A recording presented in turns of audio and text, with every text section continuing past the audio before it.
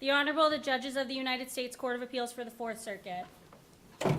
Oyez, oyez, oyez. All persons having any manner or form of business before the Honorable, the United States Court of Appeals for the Fourth Circuit are admonished to draw nigh and give their attention, for the court is now sitting. God save the United States and this honorable court. You may be seated. I want to welcome everyone to the Fourth Circuit this morning. Have interesting cases and good lawyers. We're looking forward to hearing from you.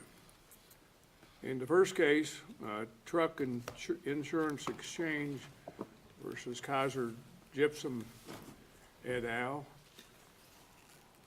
Mr. Kazaza? Yes, sir. I hope I didn't butcher your name. I apologize if I did, but it's good to have you with us, sir. Thank you, And Your you Honor. represent Truck. Yes, sir. Good morning, Your Honors, and may it please the Court. As the Supreme Court observed, Kaiser's plan would have Truck stand alone in carrying the financial burden of Kaiser's asbestos debts, so Truck is entitled to be heard on the merits. On those merits, Kaiser's plan falls short in two independent grounds. Well, let me ask you two factual questions first, because I wasn't quite sure from the record. So, Truck's liability per claimant would be $500,000, That's right, Your Honor. and there's a $5,000 deductible. So, if a claimant recovers, do they get $500,000 or $505,000? If a claimant recovers, they would get the amount of their recovery. $500,000 would come from Truck. They can then bring the deductible only after the claim is fully resolved against Truck to the trust for the payment of their deductible. For the overwhelming majority of claims, that is $5,000. There's, I believe, 1 or 2 claim years with a slightly higher deductible. And if a claimant in a future case, say in a state court, got a verdict for $1 million, would they then get the remaining $495,000 from the trust? There are excess insurers who have an agreement amongst themselves, and I believe that additional payment would come from the excess coverage rather than from the trust. And all those excess insurers signed off on the Chapter 11 plan? Because of the unusual nature of Truck. Did they or did they not? They did, Your Honor, yes. All right.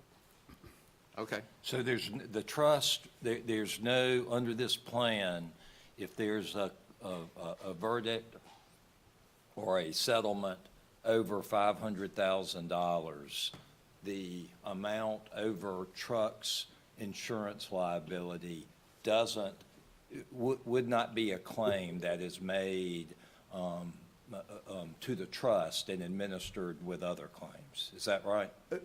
Yes, that's right, Your Honor. And I'm sorry, go ahead, I didn't mean to cut you off. The lawsuit is filed against the reorganized debtor, Right. nominally only. Right. The claimant is prohibited from bringing the claim to the trust, and only after they have a judgment, they bring proof of that judgment to the trust for payment of their deductible. Okay.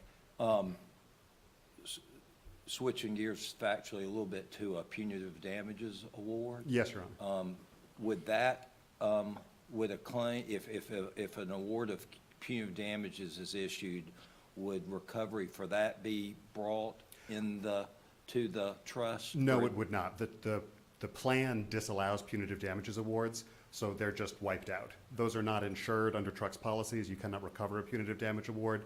And as to the trust's liability, the plan specifically provides that punitive damages are not recoverable. So those have just been So erased. there's no punitive damage possibility going forward? Post-confirmation. That's correct. Post-confirmation. That's Gotcha. correct.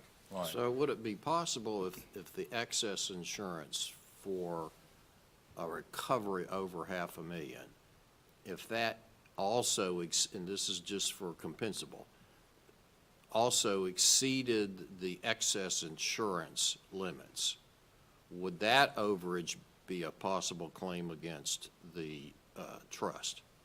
I'm not entirely certain, Your Honor, but that's a vanishingly small slice of recoveries.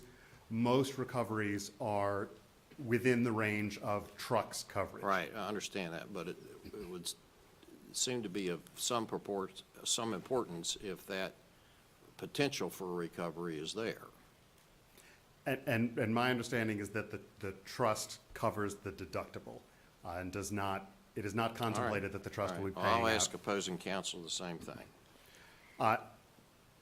The plan is not proposed in good faith because it makes no provision. Counsel, I'm sorry. We really want to hear those grounds, but I have another preliminary question, if you don't mind. I'm trying to make sure I understand your position on what the Supreme Court said and what we're to do with it before we consider those two merits points. Is it your position that the Supreme Court resolved Article 3 standing? So Article 3 standing and appellate standing were raised to the Supreme Court. Appellate standing at the brief and opposition stage, Article 3 standing in the claimant's response brief before the court. The court ruled that Truck is a party in interest entitled to be heard. It would be quite strange for them to have issued that ruling without at least implicitly saying that Article 3 standing was satisfied, because that would have undermined the court's jurisdiction. Right. As to Article 3 standing specifically, the debtor is the one seeking relief from the bankruptcy and the district courts. So Article 3 requires them to establish standing. Isn't that, and I'm sorry to cut you off again, but I hear you. I think I understand where you're going there. So just kind of step by step, the Supreme Court didn't specifically address Article 3 standing. You agree with that? It did not specifically address it, but its reasoning as to party and interest is inconsistent with my friends on the other side's position that we lack Article 3 standing. Because the Supreme Court acknowledged that we may be direct. Impliedly ruled on it then?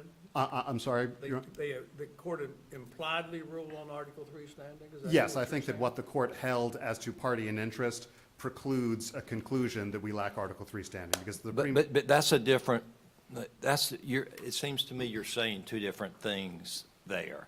One way, and I think what y'all may have argued at the Supreme Court, and I can't recall if you did the last time we had the case, was that your status in party and interest was what it created Article 3 standing. I thought that was a position that Truck advanced before and argued to the Supreme Court.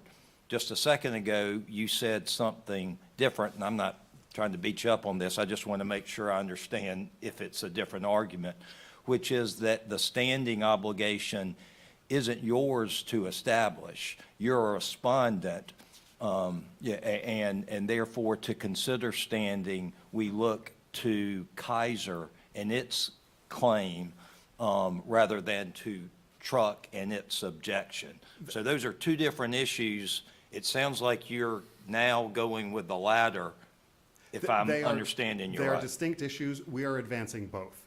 Kaiser has the obligation to establish Article 3 standing to seek reorganization, but we also are directly and adversely affected by the terms of the plan that Kaiser obtained from the district court.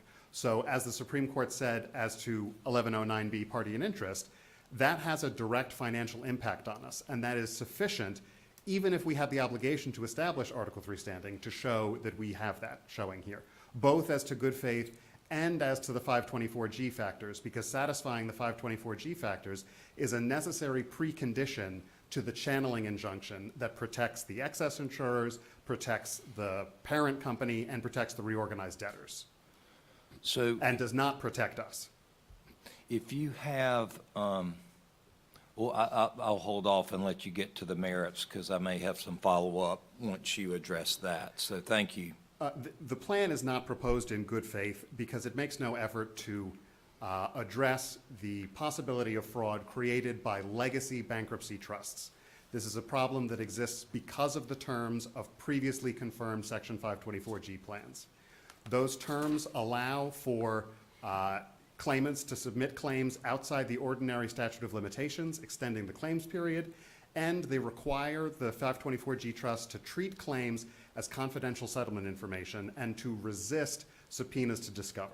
Well, if there'd been no bankruptcy and a case was proceeding in state or federal court, the protections that you argue are an indicator of bad faith would not have been present for truck anyway. There's a distinction between saying that it is specifically a showing of bad faith and that good faith is Right, absent but my here. question goes to, if there were no bankruptcy, the protections you're arguing now wouldn't exist either unless that state or federal court gave them to you. The protections would not exist, but Kaiser has come before the district court requesting a reorganization under the terms of Section 524G. And what has to be answered here is what the district court has to do under the code in order to approve a plan proposed in good faith. Now, as the United States has argued in the Marymount case, in SEPCO, and in the bankruptcy court here, a 524G plan that does not include the simple fraud prevention measures that are necessary to exist faults with existing asbestos trusts is not a plan that's proposed in good faith. So in those cases, counsel, I can't recall this, so this is just a factual question on those cases. Was the issue there whether there was fraud disclosures or fraud protection measures for claims that were part of the trust? Or was it like this, where there were fraud measures for the trust, but none for claims that are pursued? So I'm trying to see how, if it's a case on all fours, That's or right. they're talking about claims that are administered by the trust. The two-track proposal that Kaiser's plan has is something novel. We're not aware of any other plan that prohibits insured claims from being brought against the trust. Right. So in these other plans, the claim is initially brought against the trust. And to be clear, under all of these plans, including Kaiser's, a jury trial is always available as a last option, even with trust claims. So the question is, why does Kaiser's plan have this two-track provision? And it's specifically to exempt insured claims from the protections of the simple fraud prevention measures that are now standard in 524G plans, except here as to insured claims. And you can... And your position is, I want to, I'm trying to, is that, is your position that you can't get that same information in discovery, be it in state or federal court? Or is your claim that even if I can, you should have to do it anyway?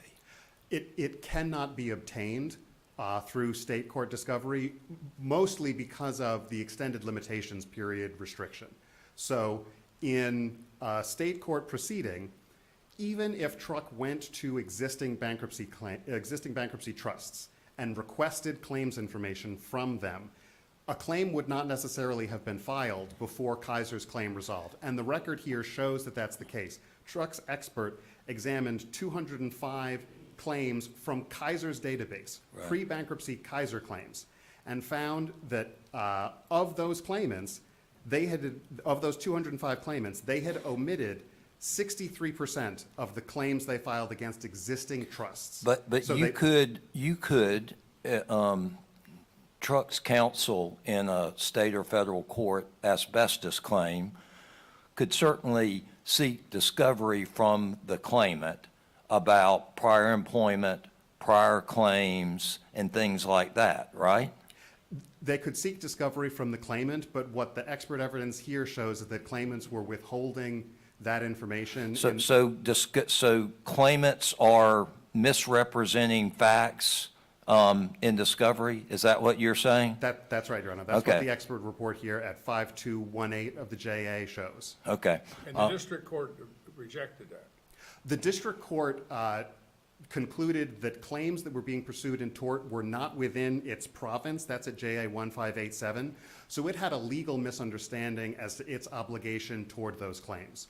Both the claims that are insured and will be brought in tort against Truck, and the claims that are uninsured and will be brought directly to the trust are all bankruptcy claims within the jurisdiction. But that's of the not district all court. it said. It certainly said that, and I think I understand that point. I'm going to ask your, colleague about that. But didn't it also say there was not, as a matter of fact, evidence of the type of fraud you're saying could exist. It made a statement that the showing of fact of fraud was speculative. Right. But that in itself is inconsistent with what the district court did here, which was to require these fraud prevention measures for uninsured claims, which have the same exact risk and potential of fraud as the insured claims. And when we were in But front of the those are bankruptcy presented court, to the trust.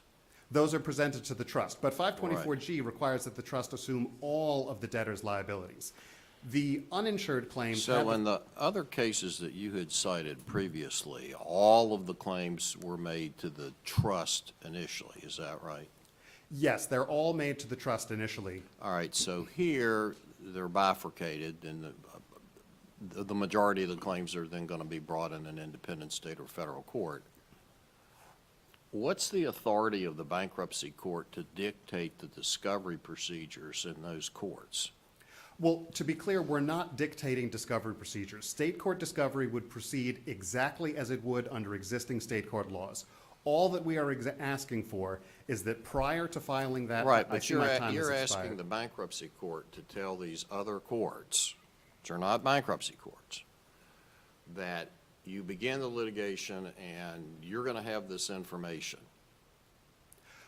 We're not issuing any directive to state courts. We are asking that the channeling injunction that governs claims in the future require a claimant to sign that simple release that authorizes information sharing from existing federal bankruptcy trusts and provide claims information that can be And audited. you can't ask for that in the state or federal court.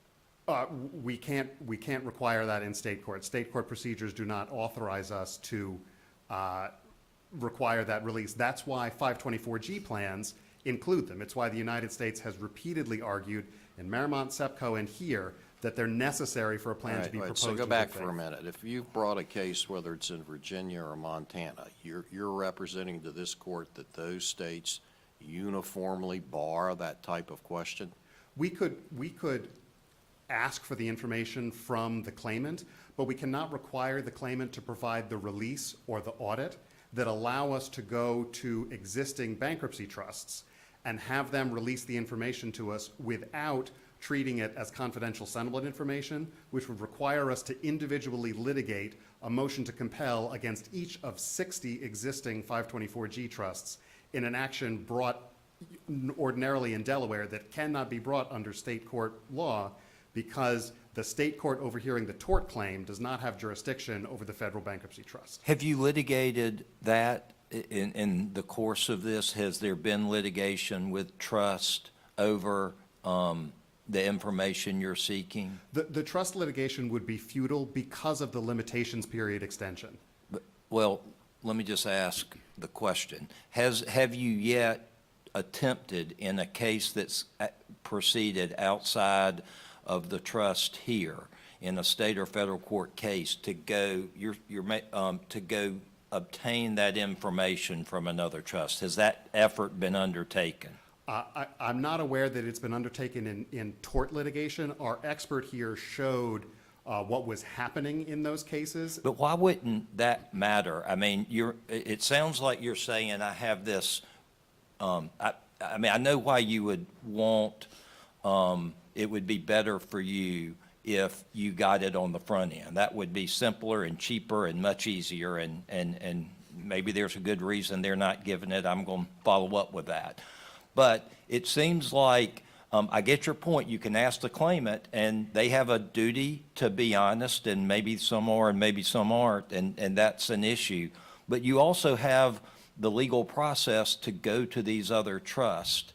And I just wonder, as a practical matter, are they even resisting? I mean, it seems like you haven't even tried. They have a obligation under the terms of their trust procedures to resist. They are required to resist discovery demands. Okay. So they have a legal obligation to resist, and So does this one have a legal obligation to resist? this one also has the requirement to treat claims information as confidential settlement information. Yes. Even for situations like this, when there is, demands from discovery in other cases, that's by the trust terms not discoverable? They would resist discovery in the same way. Have you seen that happen? Has that happened when people have sought discovery An asbestos claimant is suing someone and says, I want recovery from asbestos, and discovery has been attempted from a trust. Has a trust objected? I can't cite a case to you where that has happened, Your Honor, but But this is a big deal. I mean, that's the whole nub of this, isn't it? And it seems like you're saying they can't do it or won't do it, and we've got all these cases that are out there and no one's tried it. So we're talking about stuff that you may be entirely right on, and I get your point that the trust provisions are there, but it seems kind of odd that you've been up to the Supreme Court, you've been here about something that we don't even know the answer to.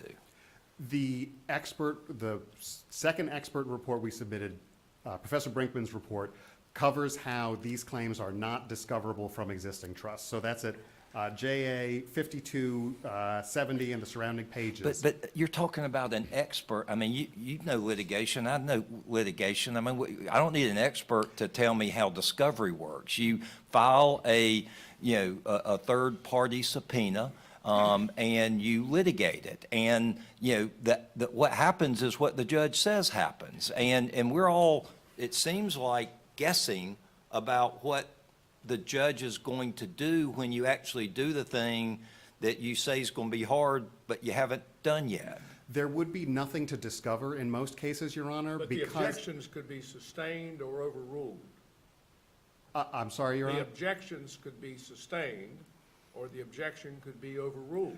Because of the extended limitations period that trusts provide for, a claimant can wait until its claim against Truck in the tort system has been completely resolved and paid before they submit a claim with a bankruptcy trust. So even if we sought discovery from the bankruptcy trust and obtained that order, the trust would simply tell us we have no claim. Right. So I hear that point. If you did all that, there's a possibility that they were sitting on their hands strategically and you wouldn't get it anyway, right? That's one of your arguments. That's correct, Your I Honor. understand that one.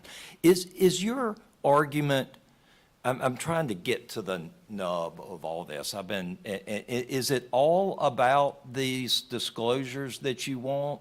Or do you have, I mean, if right now, the other side agreed to provide these disclosures as part of the channeling injunction, would you be happy? That is the core of our objection, Okay, yes, so Your Honor. you don't have a fundamental structural objection to the two-tiered system as you refer to it, if you were to get the disclosure information. That's correct, Your Honor. We would be happy to defend in tort if the plan and the channeling injunction first required claimants to come and provide this release and audit authorization prior to commencing their action. Because some of your objections, seem to talk about things like there's, financial viability of this defendant to pay a lot of the uninsured claims.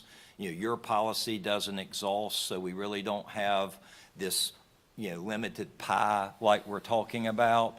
And I couldn't tell if you were objecting basically to this whole bankruptcy itself as not being valid, or if it was just about the disclosures. And it sounds like this is all about the disclosures. It is the most about the disclosures. We think that the two are connected in that many of the 524G shortcomings of the plan are there so that the plan can nominally comply with 524G while shifting off onto Truck the responsibility for any fraud that may exist.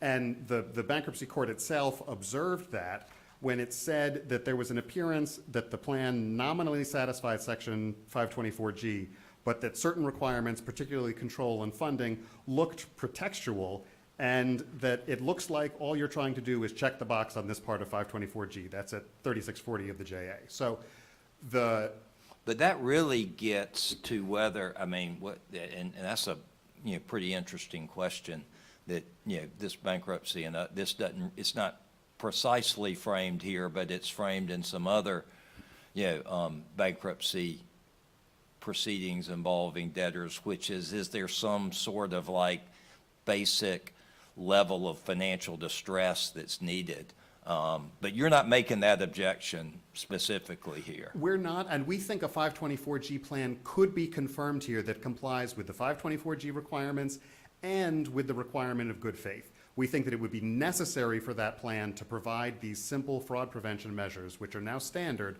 to all claims, whether insured or uninsured. And if it did, you would, if it did, you'd say you would be happy despite the challenges you make to certain components of the 524G that don't have anything to do with that. We may not press those objections. We would note that the bankruptcy court has an obligation under Espinoza to ensure that the requirements of the code are complied with. It's not enough to confirm the plan, simply that the parties agree to the plan. Sure. But our primary objective is to receive the protection of the fraud prevention measures. Yes, Your Honor. So let's just assume for purposes of argument that we determine that you're correct. They've got to have these disclosure requirements as part of the plan universally. Then what happens? There would be a remand, Your Honor. We would have a proceeding before the district court to amend the plan and the channeling injunction to require that.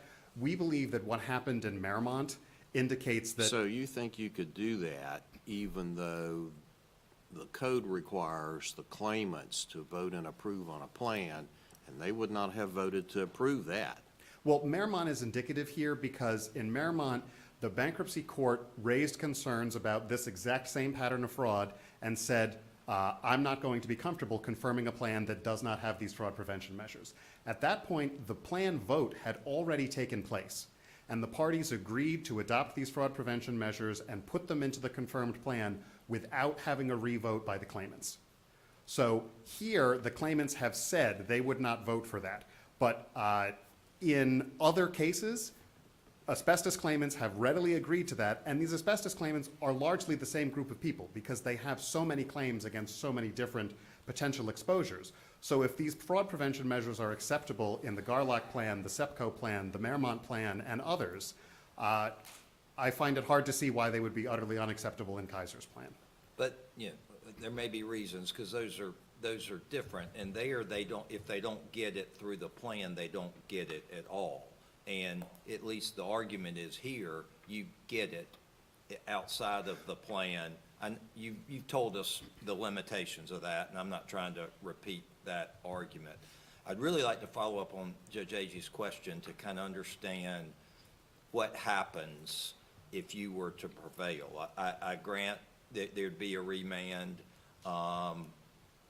Is it your position that there would be then, there would need to be some sort of plan proposed that has that, and people could vote on it or not vote for it? As to the fraud prevention measures specifically, those can be adopted by amendment on remand without necessitating a revote.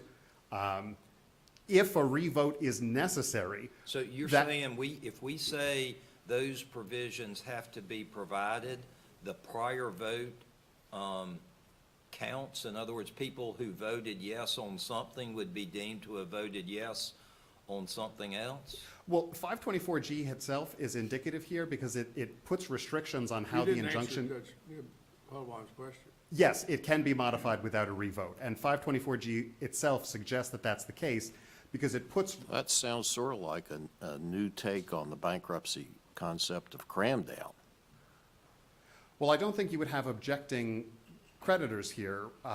For one, all of the unsecured creditors outside of asbestos claimants have been paid in full, accepted the plan.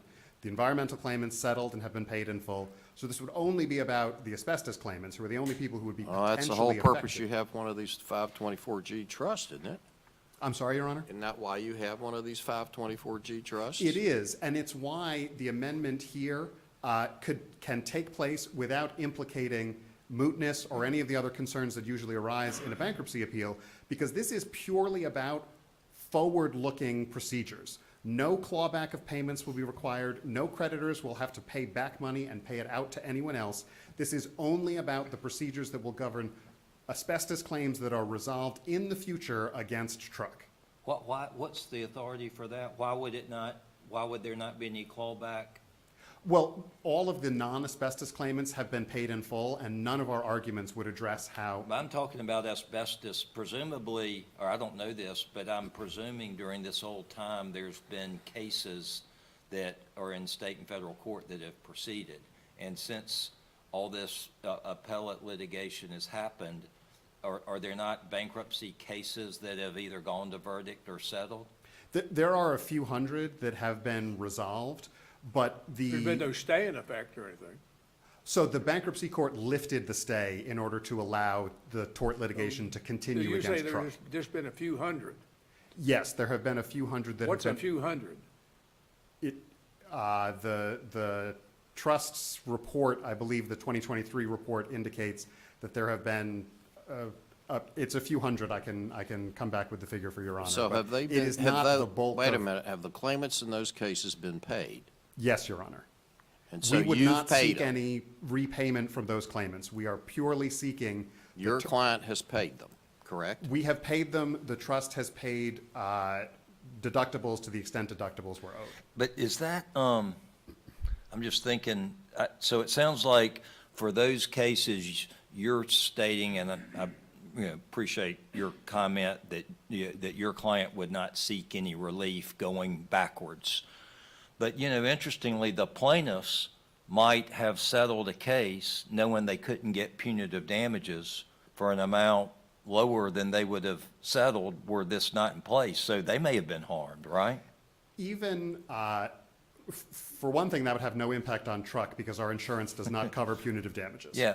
But the number of punitive damages claims in the more than 30,000 asbestos claims against Kaiser resolved prior to the bankruptcy was 4. And one of those, only in one, were punitive damages paid for an amount higher than compensatory damages. The others were either remitted punitive damages awards or settled. There was $4 million paid? It was the $4 million award, yes, I believe that was the one But punitive what's- damages award, Punitive damage. which What- was a remitter from a $20 million award. I'm sorry, Jessica. Go ahead. Well, so it sounds like your answer there is that you don't think punitive damages is a meaningful part of this whole situation. That if there's, few hundred, maybe that doesn't sound like a lot to you. My reaction is that's a good many. And just, odds, seem to be that, and I don't know if they're good punitive damages claims or not. It sounds to, you seem to be suggesting there haven't been that many. I guess my point, though, it's at least theoretically possible, wouldn't you agree, that if punitive damages were off the table by virtue of this plan, that affects settlement negotiations to the extent a claimant thought they were a viable part of its claim? That is a possibility, Your Honor, but the equitable mootness inquiry asks whether the court can fashion relief that would address the objection on a forward-going basis. And the So you're relief. just saying, I'm sorry to cut you off, but we've asked so many questions your way over, and I've monopolized a lot of time. So it sounds like you're saying, even if that's true, there are not that many claims historically, and the abilities of the bankruptcy code allow you to do a going forward resolution without looking back. Yes, and I would also point to, that's correct, Your Honor, the requirement of 524G that the plan be necessary to reduce inequitable outcomes between claimants and future demands. My friends have pointed to the possibility of punitive damages in order to satisfy that, but given how small punitive damages are as a proportion of the claims prior to that, we don't think that that's tenable. But the 524G plan with fraud prevention measures here would be necessary to address the inequity between honest claimants and claimants who withhold claims information. So this plan can be confirmed under 524G if it provides the fraud prevention measures. Isn't punitive damages the only aspect of asbestos claims that's affected by this bankruptcy? It seems to me, at least for the period of your insurance is intact and won't exhaust. If there's a claim of compensatory damages over $500,000, there's excess coverage, you've said. So we don't have the The trust is paying the deductible, so we don't have any gap, any shortfall in recovery for any compensatory damages. And it seems like the only things left is punitive damages, and they go away under this. It seems like that's the only thing that is really materially affected by the way this bankruptcy and trust is set up. Well, the other material effect is that the plan entirely excuses Kaiser and its parent company from playing a role in defending these claims. Previously, although we had an insurance obligation, we were confident that they had a stake in these cases. They were next to us at the defense table in these cases. Now, they're protected by the channeling injunction and the discharge. So Truck is left standing alone with the responsibility for these claims. And But I what want to does, be clear. what does that mean? That they're not, I mean, that makes it sound like, you had financial responsibility initially, so that makes it sound like, you needed them there for some sort of assistance, and you do have a contractual right to that sort of assistance, We do. right? So that, not being at the table, to the extent not being at the table means not cooperating, you have a right to enforce that. You could enforce your contractual right there.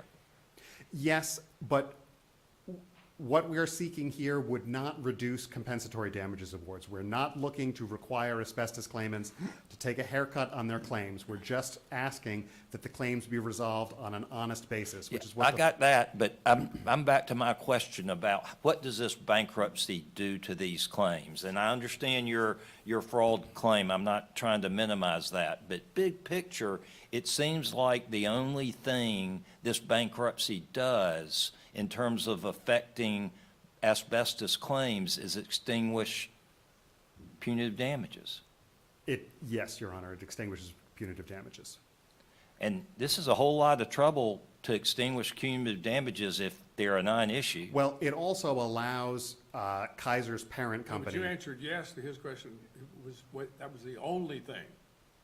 It also, I would add. Only thing. I would add, Your Honor, that it You're allows. adding to it, so you're changing your answer. Yes, Your Honor, I am adding to it that it allows Kaiser's parent company to leave the bankruptcy with its ownership fully reinstated of the two debtors. That's a company that's around $180 million in valuation, and it now knows that that company is forever protected from asbestos claims, whether truck insurance continues or not, whether we lose the ability to pay claims or not. Kaiser and Lehigh Hansen now have the protection of the discharge and the injunction. And they have fully reinstated their ownership of the debtors. But preserving ongoing concerns is one of the major requirements of good faith, isn't it? It is, and 524G is set up so that the ongoing concern has a stake in the success of the asbestos trust, which is why the control requirement exists. So that if there is a problem with recoveries, the trust can gain control over the debtor. That's not a realistic possibility here because the only control element is a contingency on the $1 million note. That note is a pretextual control. It's the same kind of control that the Ninth Circuit rejected in the plant insulation case because it doesn't provide a realistic prospect of control, and the control that would obtain is of a company that is necessarily worthless. The $1 million note is vastly oversecured. The company is worth about $180 million. So if a $1 million note is going to be sufficient to gain control of half of the company would have had to become worthless at that point, which is the type of control that the Ninth Circuit rejected in plant insulation. Thank you, Your Honors. Thank you. Mr. Marshall? Good morning, Judge King. May it please the court. I'm Kevin Marshall, representing the debtors. Let me ask you the same question I ask opposing counsel. If we assume, just for argument, that there's a state or federal proceeding for one of these claimants, and they get, pick a number, a $10 million recovery. So Truck and the trust pay $505,000. Excess insurance kicks in, but for whatever reason, it caps out at $5 million. So there's still $5 million of the judgment unpaid. What happens to that? The excess insurers would pay that. And that's There's an a good absolute reason why commit, it's- well, wait a minute. There's an absolute commitment from the excess insurers to pay any amount?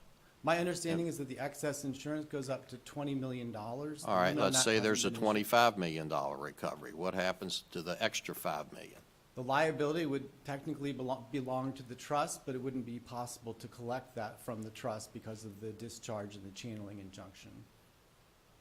So the trust would owe the deductible, truck would pay up to the cap, the excess insurers would pay up to whatever limits they have. So But that's, the presence of the excess insurers is among the reasons why my friend is inaccurate in saying that truck stands alone. These excess insurers are on the hook for anything over $500,000, and none of them objected to this plan.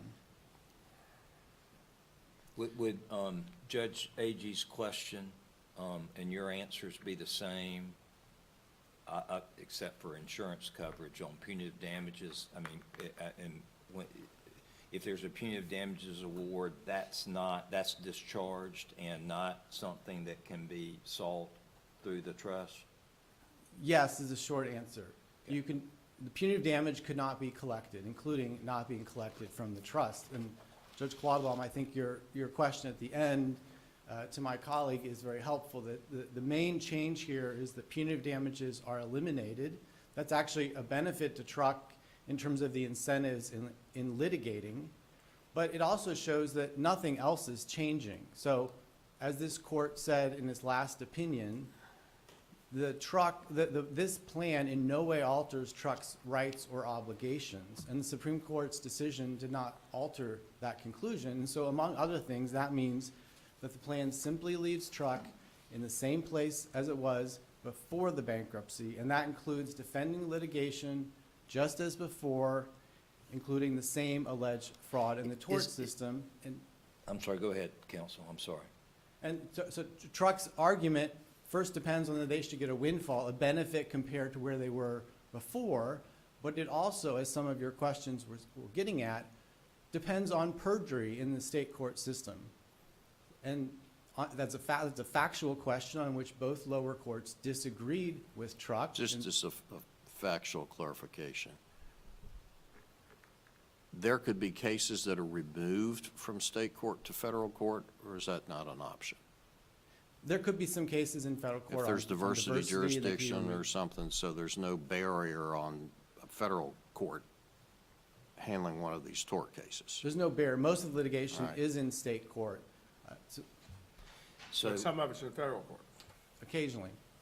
It'd be a diversity claim. occasionally. My understanding is nearly all of it is in state court.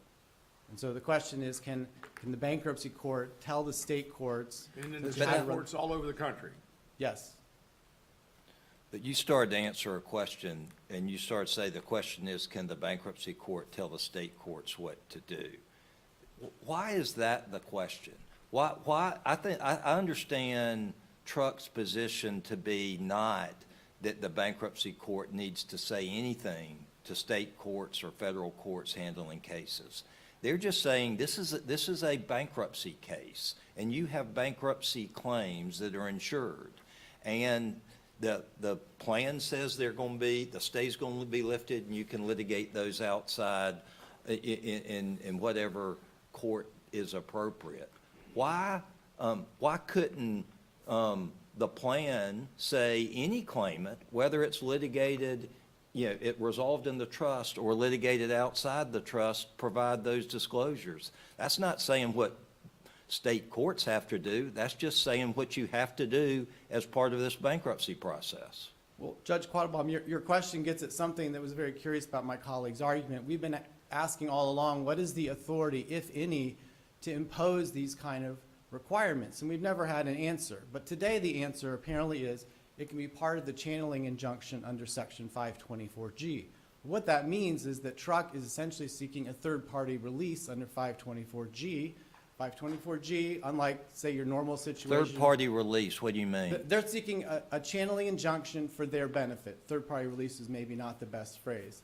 But under 524G, an insurer gets the benefit of a channeling injunction when it contributes to the trust, when it helps to fund the trust. And here the whole point is Truck is not doing that. So there's Well, no basis under 524G So would it be fair to say that your point is, as to opposing counsel's argument, is that it would be in essence, a required condition precedent to bringing a claim in state or federal court, that that the claimant would have made these disclosures in this case in the bankruptcy court, and they would have to satisfy that condition before they could file suit. That is one way to think about what they're doing, and there's no authority for that, whether Well, it's why isn't there 524 authority for that? Why, I mean, Well, never been done before. A useful analogy might be the way But a you- lift-stay motion works. I mean, let me just, I want you to answer that question, but what you're talking about, this whole system is relatively new. Maybe, it seems that way. We don't have a There have been- Court of Appeals talking about, anyway, it seems like we're dealing, I mean, I've heard of these things throughout my career, and I always thought they were when you had a finite sum of money and all the claims were handled through the trust so that you could deal with the, prospect of an exhaustible sum of money. Now, I'm not saying that's the only way you can do it. Obviously, y'all are, proposing a different way here, and it sounds like that's been done at least in there's some lower court decisions, and maybe that's going on in other places. I'm just trying to see what in the bankruptcy code, what's wrong with one of the claimants answering some basic information about fraud protection? I mean, why are y'all I think fighting the that? question, especially say after Purdue Pharma, the question is what authorizes that? That is a type of injunction for the benefit of Truck. What is the authority for that? And Truck hasn't identified any. The lift-stay motion. Why won't you give it? what- What's the problem with giving, they think, and maybe you're right, maybe we have to find some specific thing that authorizes it. But why won't you just make that a requirement so a party that feels like it's subjected to fraud has some protection about that? Why are you resisting that so hard? First, there's no factual predicate for the alleged fraud in this case. What's the harm, sir? It's an additional burden on claimants without any benefit. And I think it's useful, one way to answer this is to think about the distinction between extraordinary and ordinary claims, which didn't come up at all before. When we talk about these anti-fraud measures, what we're talking about is measures that the trust uses to vet a very small subset of claims made against it. They're not, they don't apply across the board to all claims to a trust. And why do they do that? Because the trust, unlike a litigant, does not have access to normal discovery procedures. These submissions are to let the trust, on its own, without the benefit of discovery, vet a very small subset of the claims it receives, what are Right. called I extraordinary think we claims. understand the distinction between uninsured claims in the trust and insured claims outside the trust, but I think, at least as I heard Judge Quattlebaum's question, is where's the harm to the claimants if they sign, in effect, a release saying, whatever information I've submitted on other claims in the trust can go to the insurance company? What's the burden on them at that point?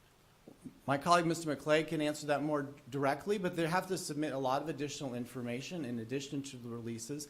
And another way to answer the question is to ask, why does the trust not do this for, say, 99% of the claims it would receive, the ordinary claims? It only does it for this small subset of extraordinary claims. And that is because it does not have access to discovery. So what Truck is saying is, when you go into the tort system, you're going to have all the normal burdens of discovery, and on top of that, you should have these additional special burdens for extraordinary claims.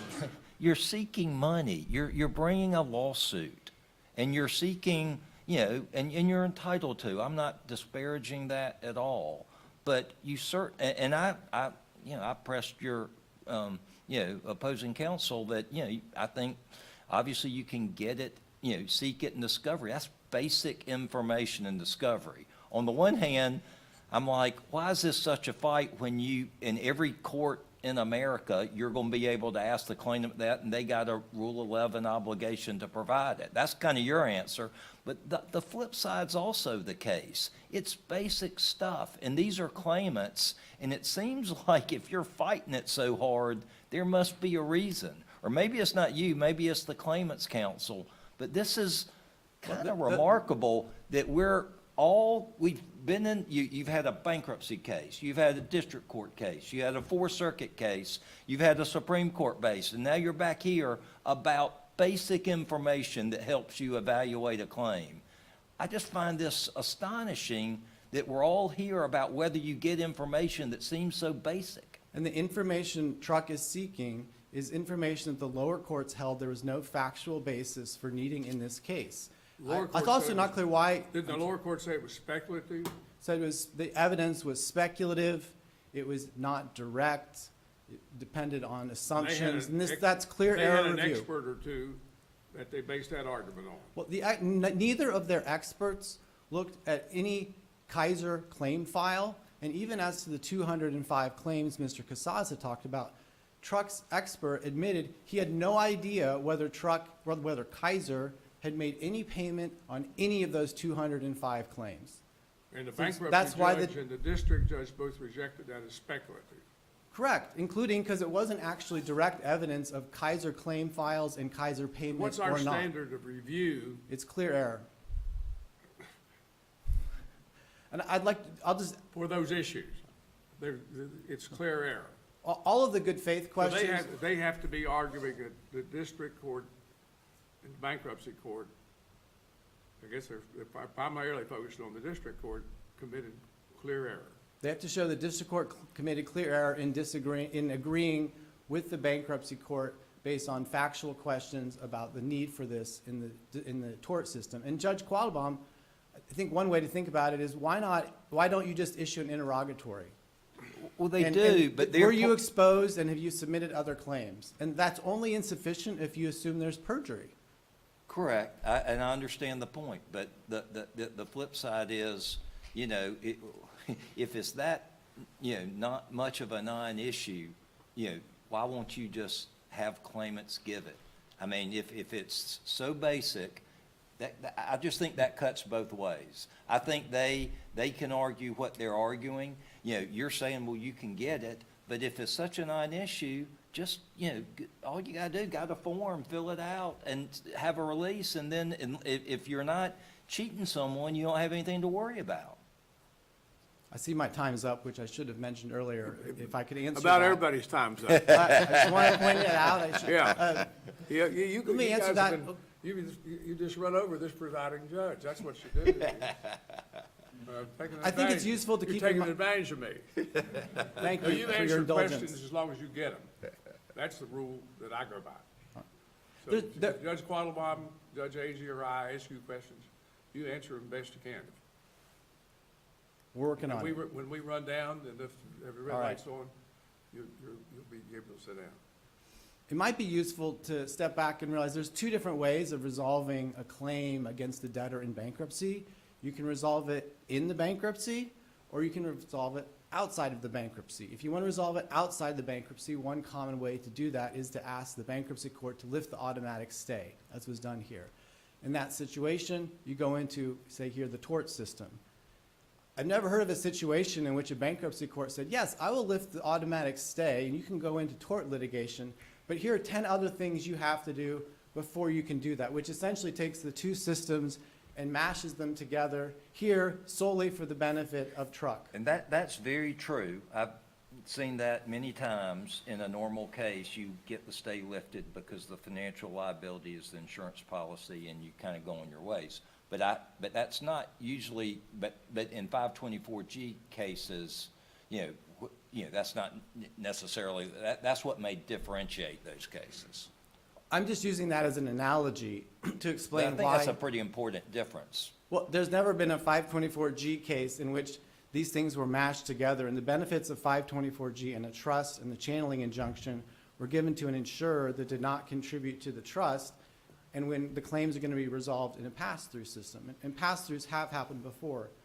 As a further example of the distinction, I would point to the government's objections which Mr. Casaza referred to, but inaccurately. Most specifically, in this case below, when the government objected, it objected to the ways in which the trust was operating. It didn't object So to when the you, pass-through aspect or when the you say the litigation. government, is that the bankruptcy, the U.S. trustee or the Justice Department, or who is that? In this case, it was the Justice Department because there isn't a U.S. trustee for that district. Okay. But the point is, at the time that the government objected to the trust for the lack of these measures for extraordinary claims, the pass-through aspect of the plan already existed, and the government did not object to that. I don't think the government's view is binding here, or even should be deferred to. But the fact that that's the best thing my colleague has is an example that actually supports us, is indicative of how extraordinary the injunctive power is that they want to use in this situation. You made an interesting comment that there's no trustee here. That's been declared unconstitutional, right? Only with respect to the way the fees operate. But I'd also point, if we're going to talk about the government, in Marymount and SEPCO, in those situations, the plan was amended pre-confirmation, which is not what we have here. We're post-confirmation and substantial consummation. And again, those additions were only for extraordinary claims submitted to the trust. None of them involved an attempt to impose additional burdens on normal tort litigation. And Judge King, I see no more questions, so I will. Thank you very much, Mr. Thank you, Marshall. Your Honor. We appreciate you. Good to have you with us. Mr. McClay?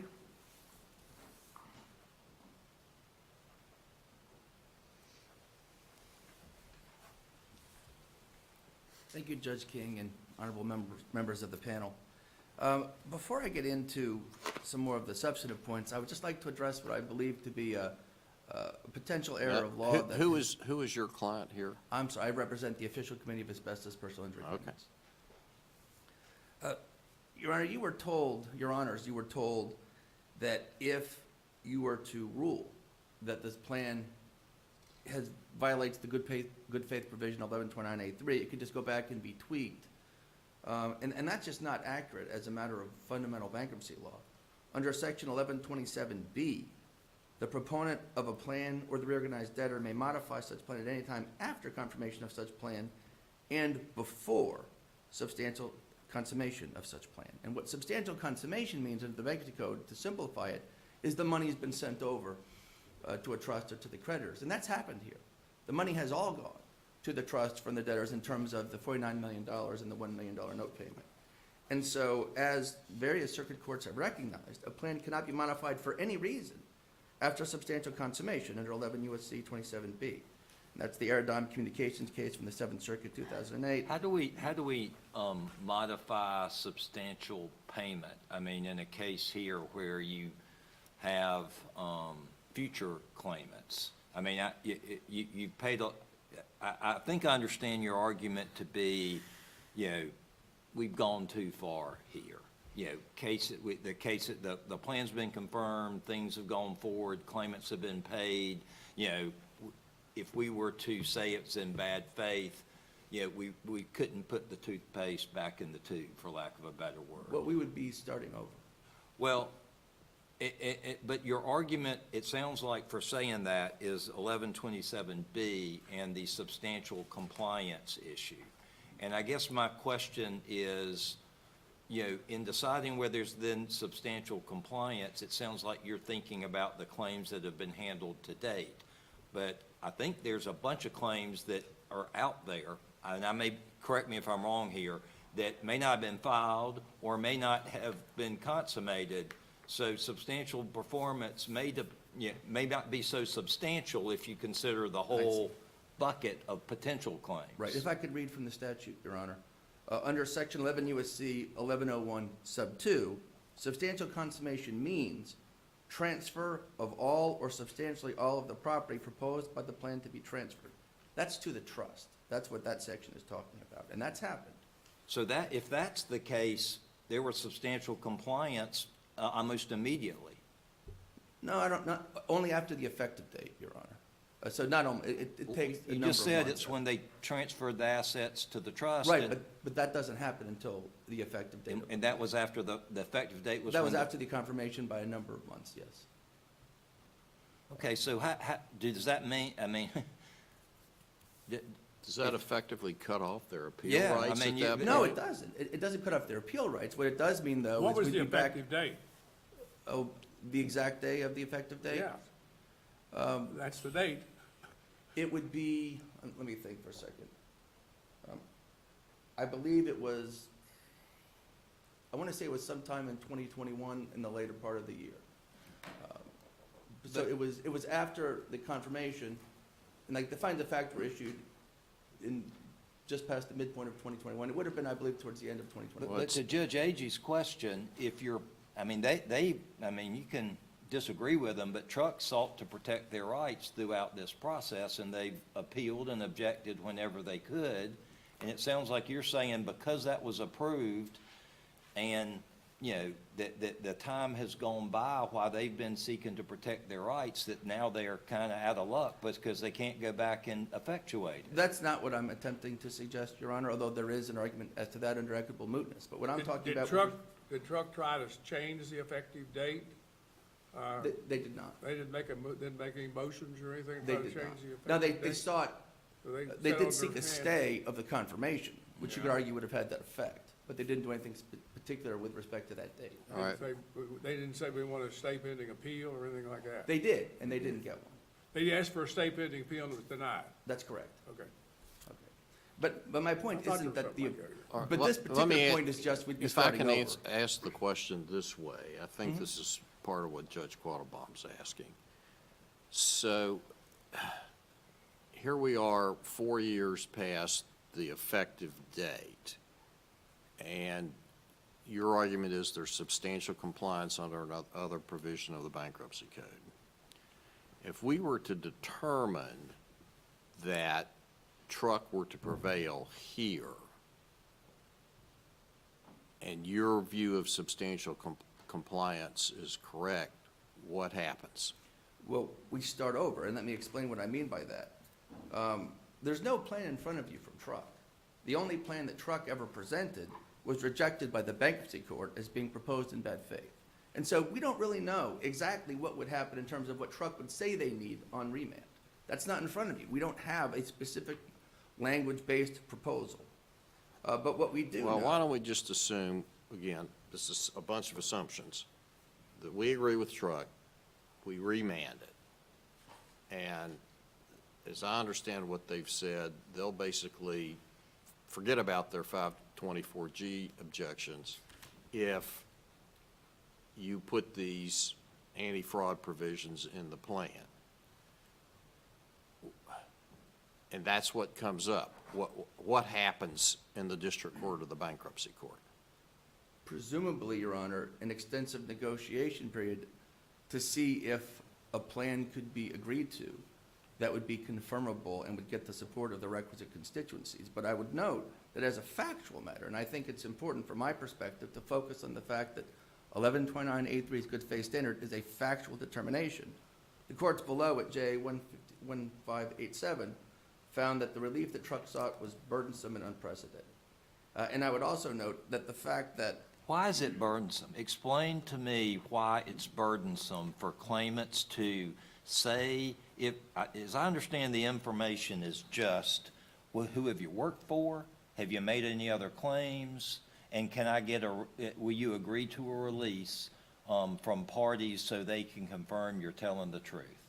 Well, I think it's slightly more than that, Your Honor. It is both certifications, it is authorizations, it is a whole pile of potential discovery information, which may not even be relevant under the state law of the But relevant it's state. clearly relevant if you're seeking money from Kaiser through its insurer, whether your client worked for or was exposed to asbestos in other circumstances, and whether they've made claims against. I mean, there's no argument.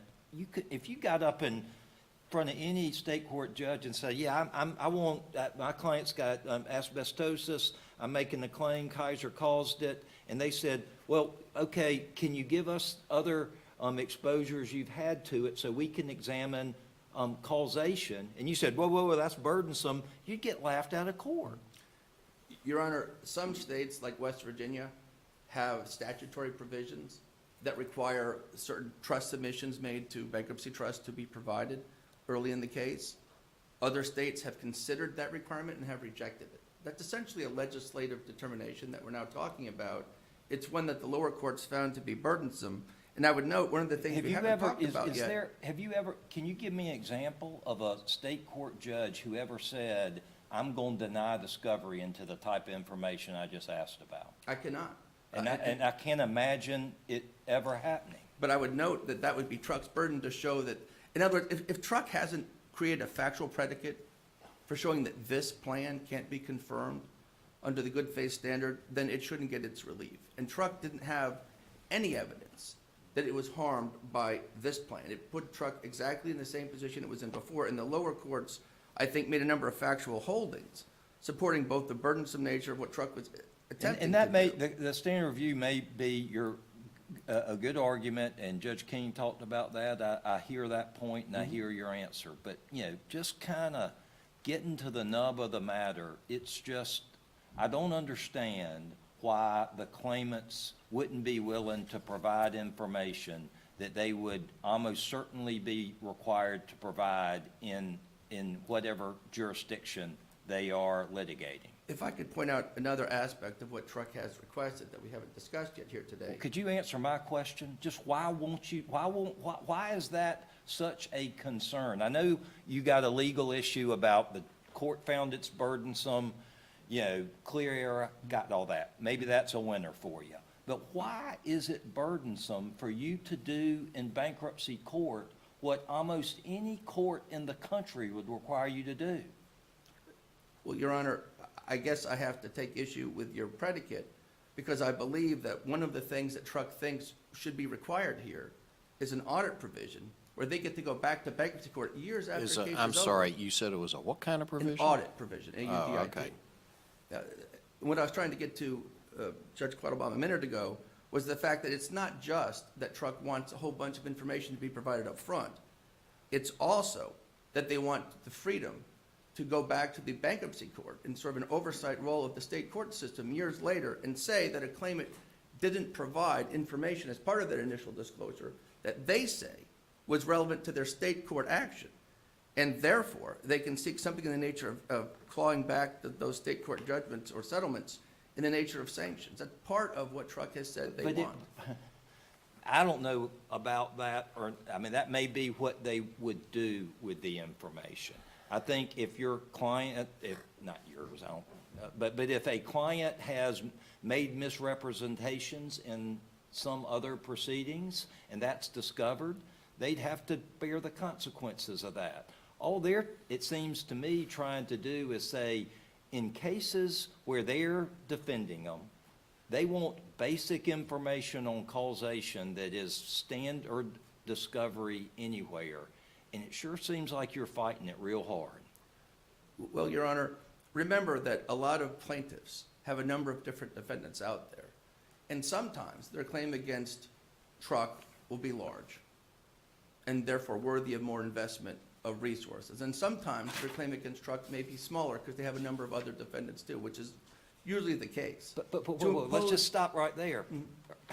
Are you saying it's common for claimants to have separate claims in separate proceedings against multiple defendants? No, Your Honor. What I'm saying is it's common for plaintiffs to have claims against multiple defendants In one at case? once. In one case, correct. Right? Right. And so if Truck were successful in engrafting onto the state court system something that no court has ever ruled is necessary in any other case, that adds additional costs and burdens, that would be suppressing Truck from being named via the debtors in name only in some of those cases. And that's So you're saying because they're one of many claims, you don't I mean, I got you, but you want to sue them, and you want to get money from them, and you seem to be saying, anyway, this is. I guess the point, Your Honor, is they've never sought this kind of information that you're talking about, and this is in the factual record below,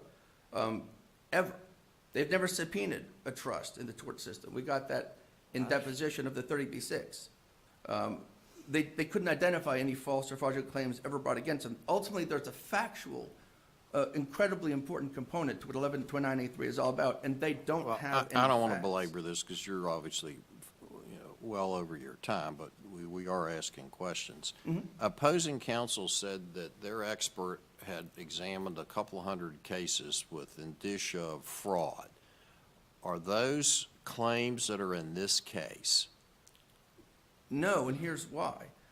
Their own expert called his conclusions, I'm talking about Dr. Bates, an approximation. And the reason he called his analysis an approximation was he wasn't given access by truck to the Kaiser Gypsum claim files. So he didn't know if there was any failure of alternative exposure evidence provided to Kaiser Gypsum, because he didn't look at a single Kaiser Gypsum file. He was looking at 10-year-old data from the Garlock case. So there were some people that showed up in both cases, but there isn't a shred of evidence below that a single person in this case, in Kaiser, ever failed to disclose anything. And the expert admitted that, and it's in the record, and it's part of the reason why the lower court said, and we found this evidence unpersuasive and rejected it. The record is very clear, evidentially, that there's no basis for what it was that Truck wants. Even their expert could only approximate, or only chose to approximate, because he wasn't given access by his own client to the relevant information. And this is all part of the record. That's why, for example, in the bankruptcy court's oral ruling, he said, the evidence that Truck presents for the potential of fraud in this case is not particularly strong. There's a lot of conjecture and assumption, and just assuming that everybody is in cahoots, and it speculates as to future events. And then the findings of fact from the district court. Truck's arguments also hinge on speculation as to future events, such as what would happen in state courts that are unsupported. Truck couldn't identify a single false claim, didn't defend how it defended claims in the tort system after Garlock, never subpoenaed discovery from the asbestos trust in the tort system or during the bankruptcy, performed no analysis specific to the debtors whatsoever, and admitted that they could seek whatever discovery they wanted in the tort system. And I will note something about a pass-through plan that I think is worthy of Your Honor's consideration, that many asbestos cases have passed through tort claims to the tort system to pursue insurance. Federal Mogul, API, Burns and Rowe, Plant, Duradyne, and Thorpe. And in none of those cases were any provisions like this required of those people. And I will also note that the phrase anti-fraud provision gets thrown around a lot, but that's not really what they're primarily talking about. When you have exposure to only one defendant, the trusts say that if you provide proof of that, if you can show that you only have exposure to one defendant, you get paid more. It's not an anti-fraud provision, it's a proof provision, that you don't get paid extra money unless you can prove that. And Truck, as the person who controls the settlements in the tort system, can insist on whatever they want before they settle a case. Just like the trust, they can say, we want extra proof before we're going to pay you extra money. The Truck controls its own settlements. Most of these cases, of course, ultimately settle, and Truck can demand whatever it wants in the tort system as a condition of settlement. It's not harmed at all by anything in this plan, and certainly hasn't met its evidentiary burden of showing that it was proposed in bad faith. And as I mentioned a minute ago, Your Honors, what Truck really wants to do is to engraft onto the state system something that they don't require because they don't think it's necessary. And those that think it's necessary to some extent, like West Virginia, have done it. They put into their statutes and their court rules that it's required. But as the Supreme Court recognized in the Johnson versus Fankel case, respect for federalism is at its apex when we confront the claim that federal law requires the state to undertake something as fundamental as restructuring the operation of its courts. That's what Truck is asking you to do, and we believe it's deeply inappropriate, as well as running contrary to the purposes of the Bankruptcy Code. We have been here for 8.5 years, Your Honors. It took 5 years of negotiations to craft this plan.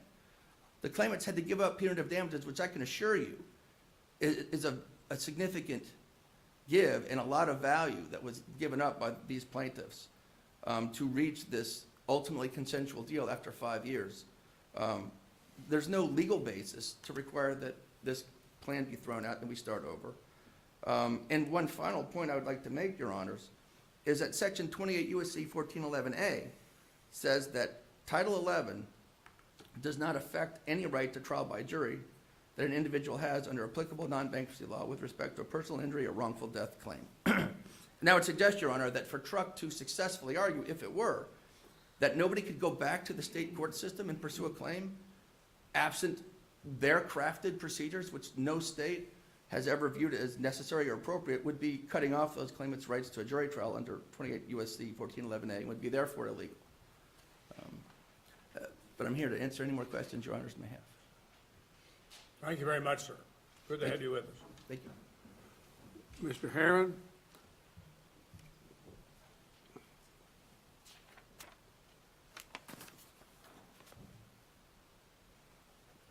Good morning, Judge King, Judge Agee, Judge Quattlebaum. My name is, may it please the court, my name is Ed Herron. I'm the future claimants representative in this case. A future claimants representative is a requirement of 524G to safeguard the interest of folks exposed many years ago to Codger's asbestos, but who are not yet sick. I was appointed by the bankruptcy court. I'd like to try to answer Your Honor's questions about what's the harm. At base, claimants and Truck are civil litigants. I wouldn't advise my clients who are in civil litigation, and I'm a bankruptcy lawyer, not a tort lawyer, to give up procedural rights they may have in state court litigation. And I certainly wouldn't ask them to do it gratuitously. The briefing is clear. Truck's in exactly the same position it was pre-bankruptcy. Whatever rights it has of cooperation still exist. Can you articulate any burden that hadn't been articulated by any of your colleagues?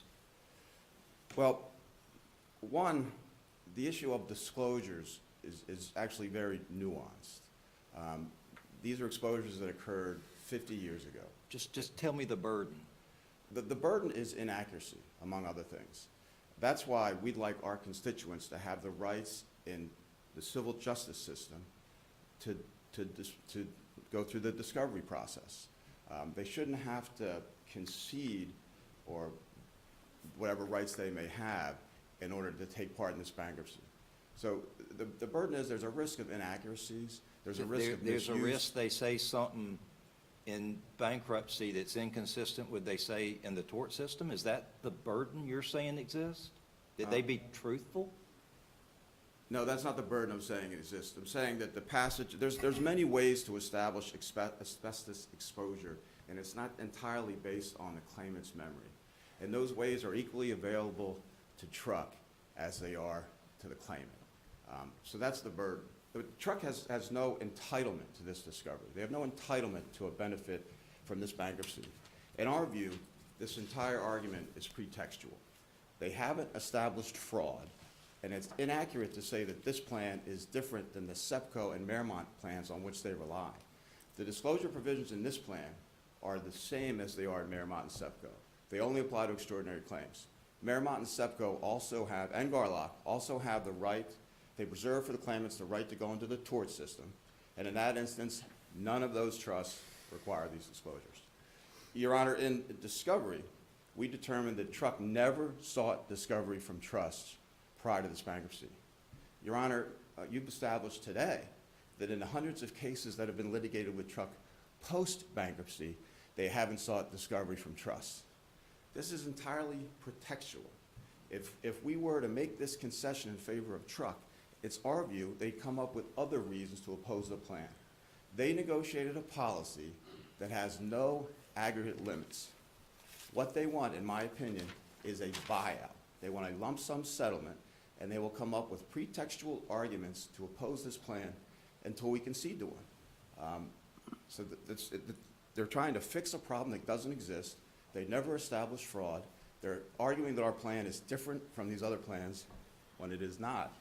And they're seeking a benefit, which the bankruptcy code under 524E, 524G, and their own insurance policy, which says their obligations to insure claims remain notwithstanding the bankruptcy of their insured. All these provisions require Truck to defend in the tort system. They're not entitled to a benefit, and our clients shouldn't have to give up rights they could otherwise exercise in the civil justice system in order to avail themselves of the 524G plan process. We've already made a concession. We've given up punitive damages in order for the security of the funding of the trust. Truck has made no concessions. Unless your honors have any questions, I see my time is up. Thank you very much, sir. Thank you, Your Honor. We appreciate your help. Mr. Kazaza? Thank you, Your Honor. A few brief points on rebuttal. First, as to the court's authority to provide a channeling injunction that has the condition that Truck seeks here, Section 524G4A, II, Romanets, and then big III expressly says that the channeling injunction can be extended to protect a third party based on the third party's provision of insurance to the debtor. That is exactly the position that Truck is in. And the rights to the proceeds from Truck's insurance policies have been assigned to the trust. So it's simply wrong to say that Truck has no relationship to the trust. As for authority to modify the injunction, 524G6 says that the injunction can be modified on appeal from a confirmation order based on a directive from a court of appeal. Also, this court's equitable mootness precedents in Bait, Land, and Timber suggest that a remedy can be ordered for forward-going relief, which again is all that Truck seeks here.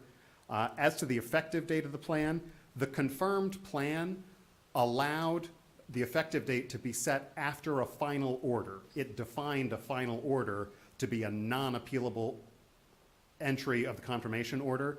So the debtor had the right to wait out the appeal here. That's JA 1731 and 1684, and they unilaterally waived that in order to have the plan go effective after Truck's repeated motions to stay confirmation, both in the district court and in this court, were denied. On the evidentiary record, our expert reviewed 800 cases that Kaiser had paid prior to the Garlock prior to this filing, and found that the claimants who resolved with Kaiser before filing trust claims got recoveries that were on average 60% higher than those who resolved with Kaiser after they had filed trust claims. So there's at least a strong inference there that the timing of when they're submitting trust claims is affecting the scope of their recovery. What's your, counsel, Judge King asked a question, maybe it was when you were up first, or maybe it's one of your colleagues, emphasizing the clear error standard here.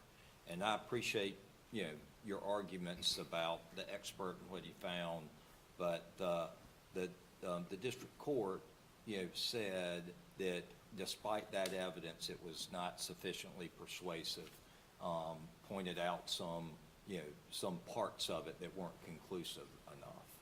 And you can disagree with that, but how is that clear error? Well, 2 points there. First, clear error does not apply when the district court's conclusion is based on a mistaken impression of law. That's the Consolidated Coal case. Right, And I here, understand. we believe that took place because the district court misunderstood its obligation toward bankruptcy claims that would ultimately be litigated in tort. Well, And that is to your point that it said it didn't have authority to dictate what happens in state That's right, court. which puts this in de novo review. Well, on that issue. Yes. But it also said that your claims of fraud were not sufficiently supported, indeed were speculative, and that's a factual determination, it seems to me. And you obviously disagree with that, or you wouldn't be here, but why is that clear error? We do disagree with it. The expert evidence that we've discussed here was unrebutted in the district court. And I would also point out that what the district... But unrebutted doesn't mean there are not holes in it. I mean, you can have an expert that there's not a competing expert, but a fact finder could find it's not persuasive. But if that were the case, Your Honor, why would the plan provide the same fraud prevention measures we seek for uninsured claims that it refuses to extend? Because it thinks that you can get the same information in state court and says you haven't provided enough information to make me think that's not possible. That's what it said, right? I don't know that the district court explained it in that detail. It simply said that we hadn't made a showing and that it was not within its province to dictate the terms of discovery. But as Your Honor said, we're not seeking to alter state court discovery rules. In the plans that my colleague mentioned, Mermont, SEPCO, Garlock, yes, all of those provide for a state court tort trial as a final fallback, but that is after the claimant has come to the trust, complied with these fraud prevention measures, and then rejected the trust settlement offer. So we are seeking the same treatment that all claimants would have to follow those fraud prevention measures here. And if there are no further questions, thank you. Thank you very, good to have you with us. We appreciate council's helping us out today. Good to have all of you here. And before we call the next case, I'm going to exercise my discretion and come down and greet with you all and then take a short break. The Shawano Court will take a brief recess.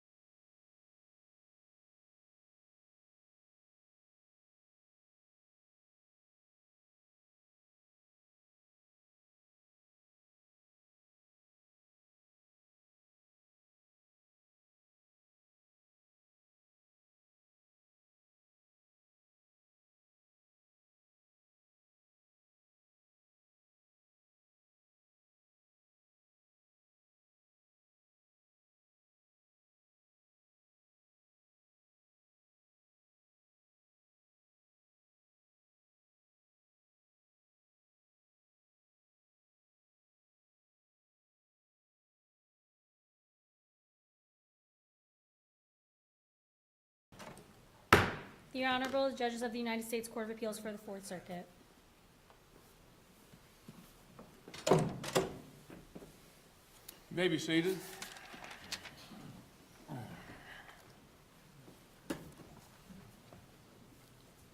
Our next case this morning is Hobet Mining versus the Director of the Office of Workers' Compensation Programs, the Department of Labor, I think.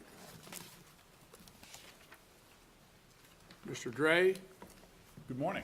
May it please the court, I'm Dominic Dre, and with Michael Pusateri, I represent the appellant, Arch Resources. The obligation to insure someone else's liability does not spring from nothing. Insurance obligations come from contracts or laws that impose them, what the Seventh Circuit in Grimes called, quote, some basis in positive law, end quote. In this case, however, the Department of Labor attempts to create an insurance obligation without any basis in positive law. And in fact, in spite of filings with the department indicating that Arch would no longer be insuring Hobet Mining after its sale, and that its subsequent owner would be insuring it. Crucially and correctly, the ALJ and the board recognized that Arch did not operate the mine where Mr. Meredith worked, but they erred in importing a rule from operator liability to create an insurance obligation on Arch. That is the heart of this case. So it's interesting, the insurance obligation under these regs and in y'all's papers is referred to self-insurance.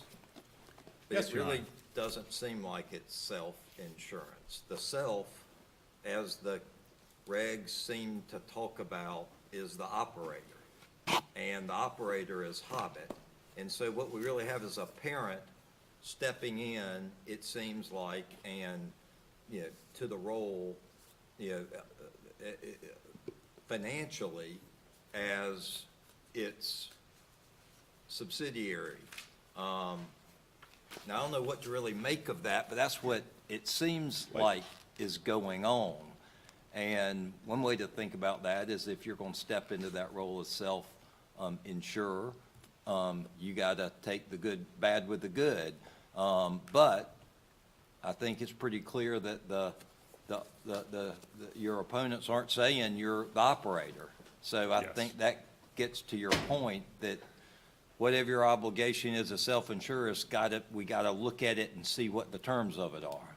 That's exactly right. And I think the crux of your Honor's question, your insight is, this is a parent-subsidiary relationship, and while they are parent-subsidiary, Hobet is part of Arch's self. Once it sells Hobet and tells the Department of Labor, we've sold this, it belongs to Magnum now, which becomes Patriot, which declares bankruptcy, it's no longer part of Arch's self. And so I the thought question, that regulations put the burden on the last employer. that is For the true worker. for, All we're talking about here is who's going to pay the benefits. I mean, it's a big case as far as you all are concerned because there's more of them. But for this particular claimant, everybody agrees. He gets you don't paid. contest. He's disabled, or qualifies for yes, Your Honor. black lung benefits, Yes, sir. and he's going to get them, or his wife's going to get them. I'm Yes, not sir. sure. He's still living, I'm, yes. I'm not sure he's still living. You'd say he is, okay. And he's a West Virginia coal miner. His Hobet's over there on the road just south of Charleston. It's a big operation. It's been there for a long time, mostly surface mines. Okay. And this fella is disabled, and he's been getting these benefits from Arch, right? Because they ordered him to pay. I believe he's been getting them from the trust fund. He's been getting them with trust fund, however he's getting them, he's But getting them. he's been But getting the question paid, is who he they're will be paid. allocated. But the director ordered Arch to pay, Yes, and you're appealing that because you're saying that's wrong. that's correct. Because, and this, you know, Your Honor's insight began with the last day of work rule.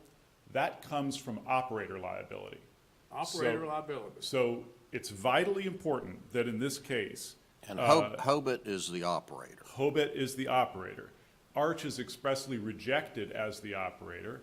Arch is then held liable as an insurer, which brings us to my big question this morning. Where does the insurance liability come from? There is no source of positive law that says that if you once insured somebody as under a self-insurance plan, that you have to do that forever and ever. And in fact, to the contrary, as the court knows, every year you have to apply to remain a self-insurer. Don't the regs say self-insurance is authorized only for 12 months? That's right, they're one-year intervals, and so you have to reapply. And so we've called the court's attention to the list of mines, it's at 3295. When Arch sells Hobet, it then applies to remain a self-insurer, as it is, I believe, to this day, and it submits its new list of mines. It doesn't include the Hobet mines anymore. Magnum submits its list of mines, and it does include, or Patriot later on submits its list of mines, and it includes all the Hobet liability. And crucially, the department approves this at every step of the way. So they know the regs are based on one-year intervals.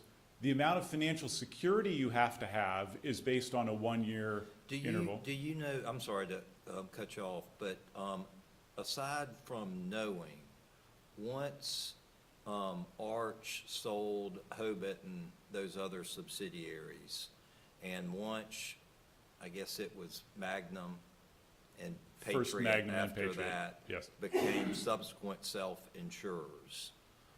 Do you know whether the department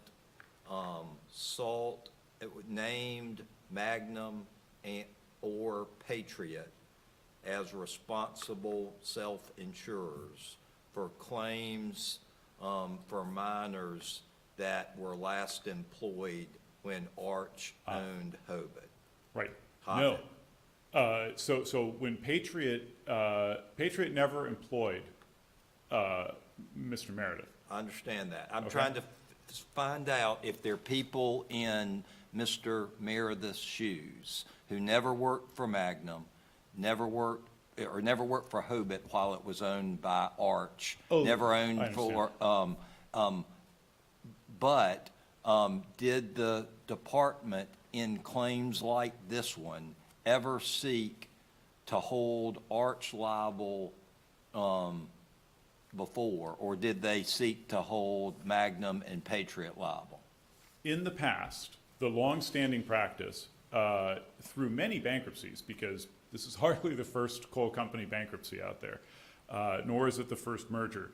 The department has consistently excused, I guess, but that's not even the right word, just recognized that there was no liability for someone in Arch's position. And so we call the courts. You're answering a slightly different Okay, question. I apologize. That's okay. I may probably asked it badly, so don't worry. I hear your point that they didn't name Arch in cases like this before. Did they instead name and seek to have Magnum and Patriot cover the benefits for miners, even though they never worked for Hobet when Magnum or Patriot owned it? Well, no, because in those circumstances, Patriot would have gone bankrupt, and so they would be incapable of assuming that But liability. they went bankrupt when? I think 2015, Yeah, So how about that interim yeah, period? I mean, you sold them in '06, right? right?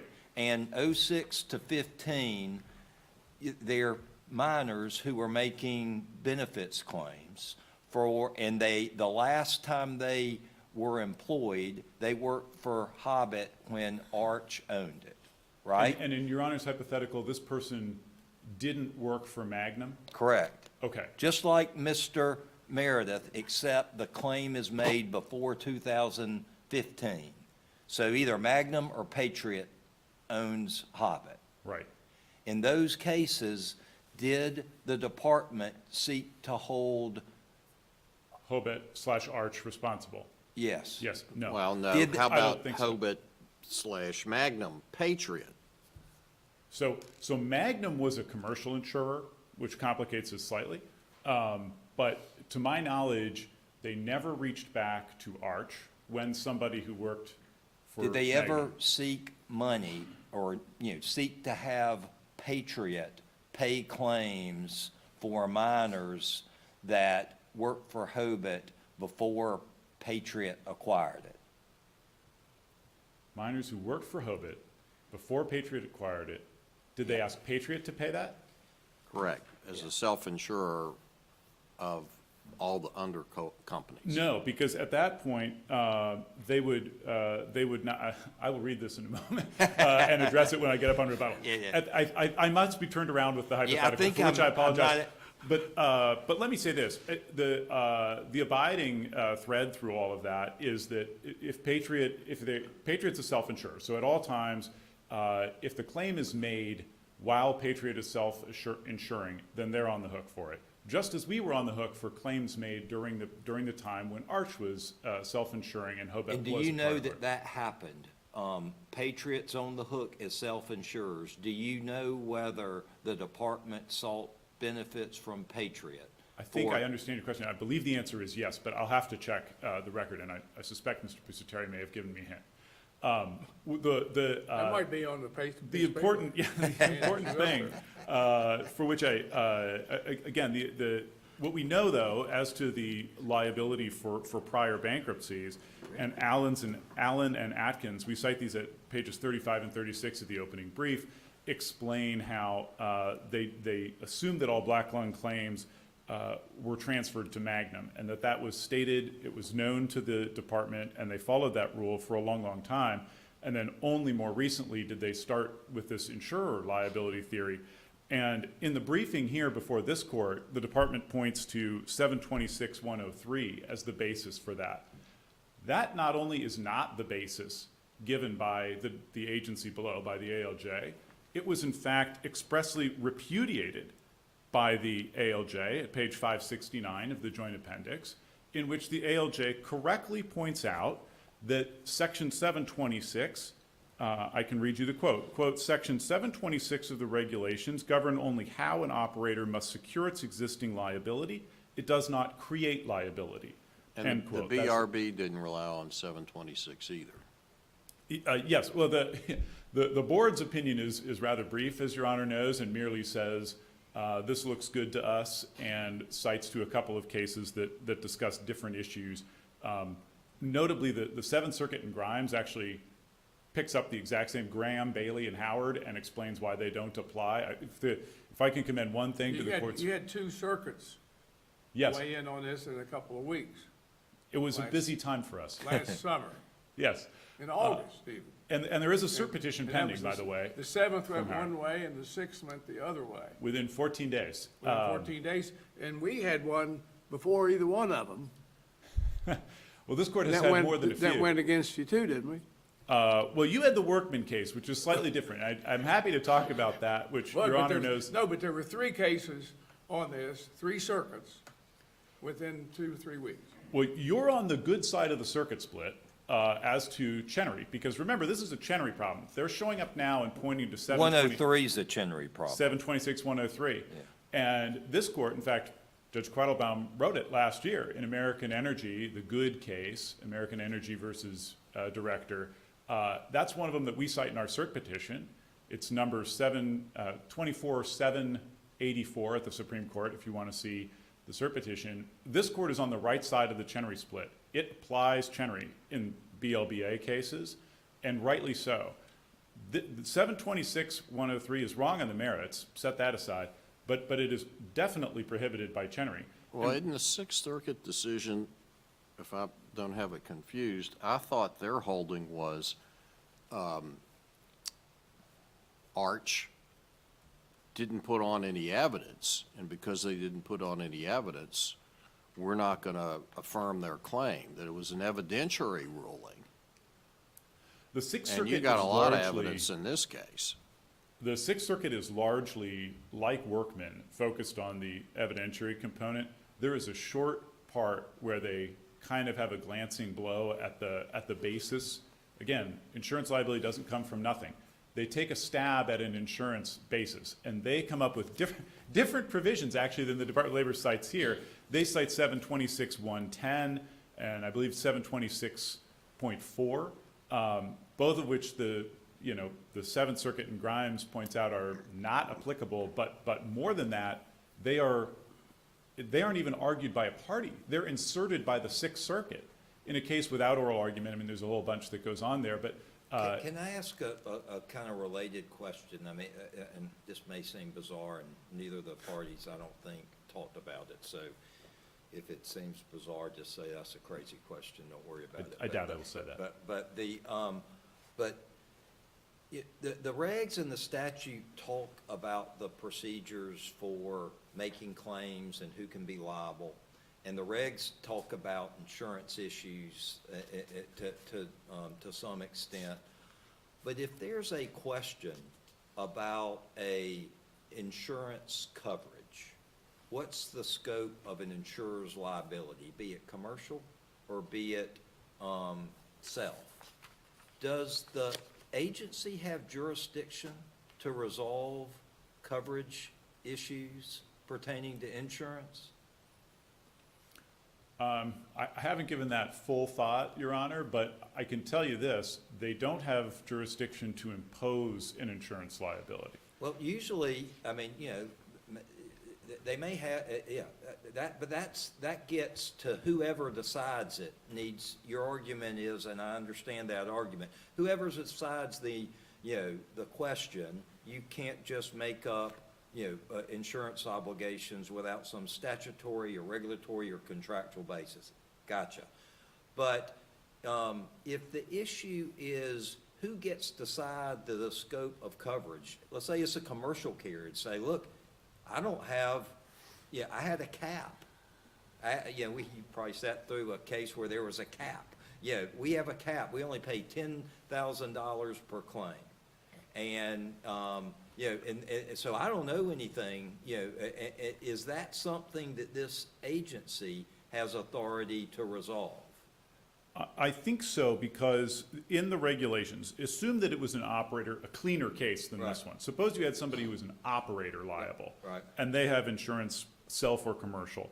One of the questions for us identifying a potentially responsible party in 725-494 is whether that person has assets to cover the cost. Is the operator capable of assuming its liability? And the presence or absence of insurance is one of the ways that you determine that. So I think the answer to Your Honor's question is yes, they have jurisdiction because they have to decide if the operator in that example is capable of covering the liability. If not, we go to the trust fund. In this case, the operator, we know the answer. It's actually kind of an easy case in some ways. The operator is known to be incapable of covering this liability, so it should go to the trust fund. Only because, and we point the court's attention to the GAO report, only because the department has terribly underfunded the trust fund is it now trying to pass off insurance liability to other operators, but without any basis in law.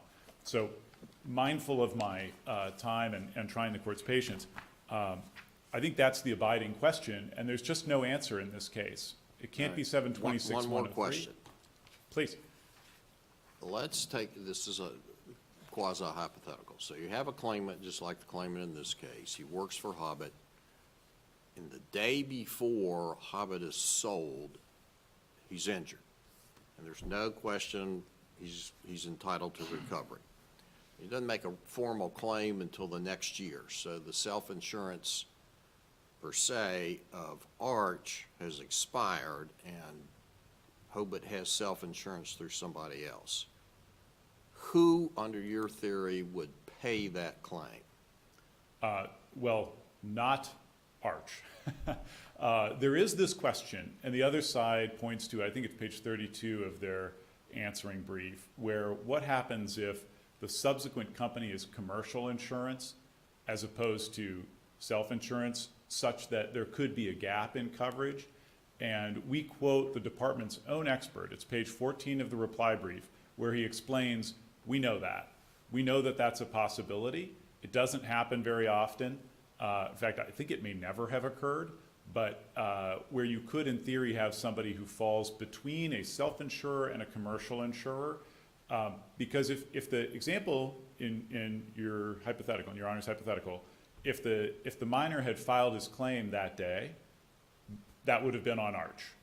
But once Hobet is no longer part of Arch, Arch's self-insurance is done.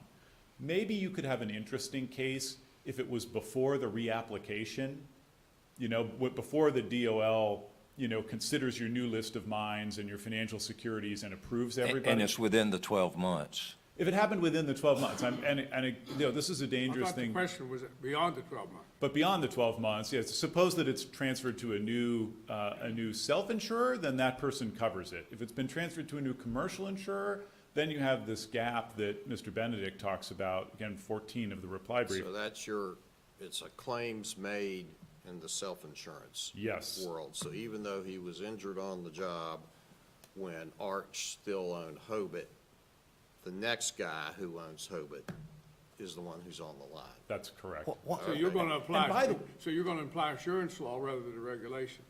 I mean, the regulations assume insurance law. The structure of the regulations, having subparts B and C for self-insurance and commercial insurance respectively, those are built around the existence of the insurance market. In fact, we cite the First Circuit's decision in the Harvard case versus Zurich Insurance, where that court explains how the core of self-insurance is the claims made trigger, as opposed to the accrual trigger, where a commercial policy covers any injury that accrues during a certain Why time. then would there be, I'm not understanding your, dialogue with Judge Agee about this gap, if it's commercial insurance.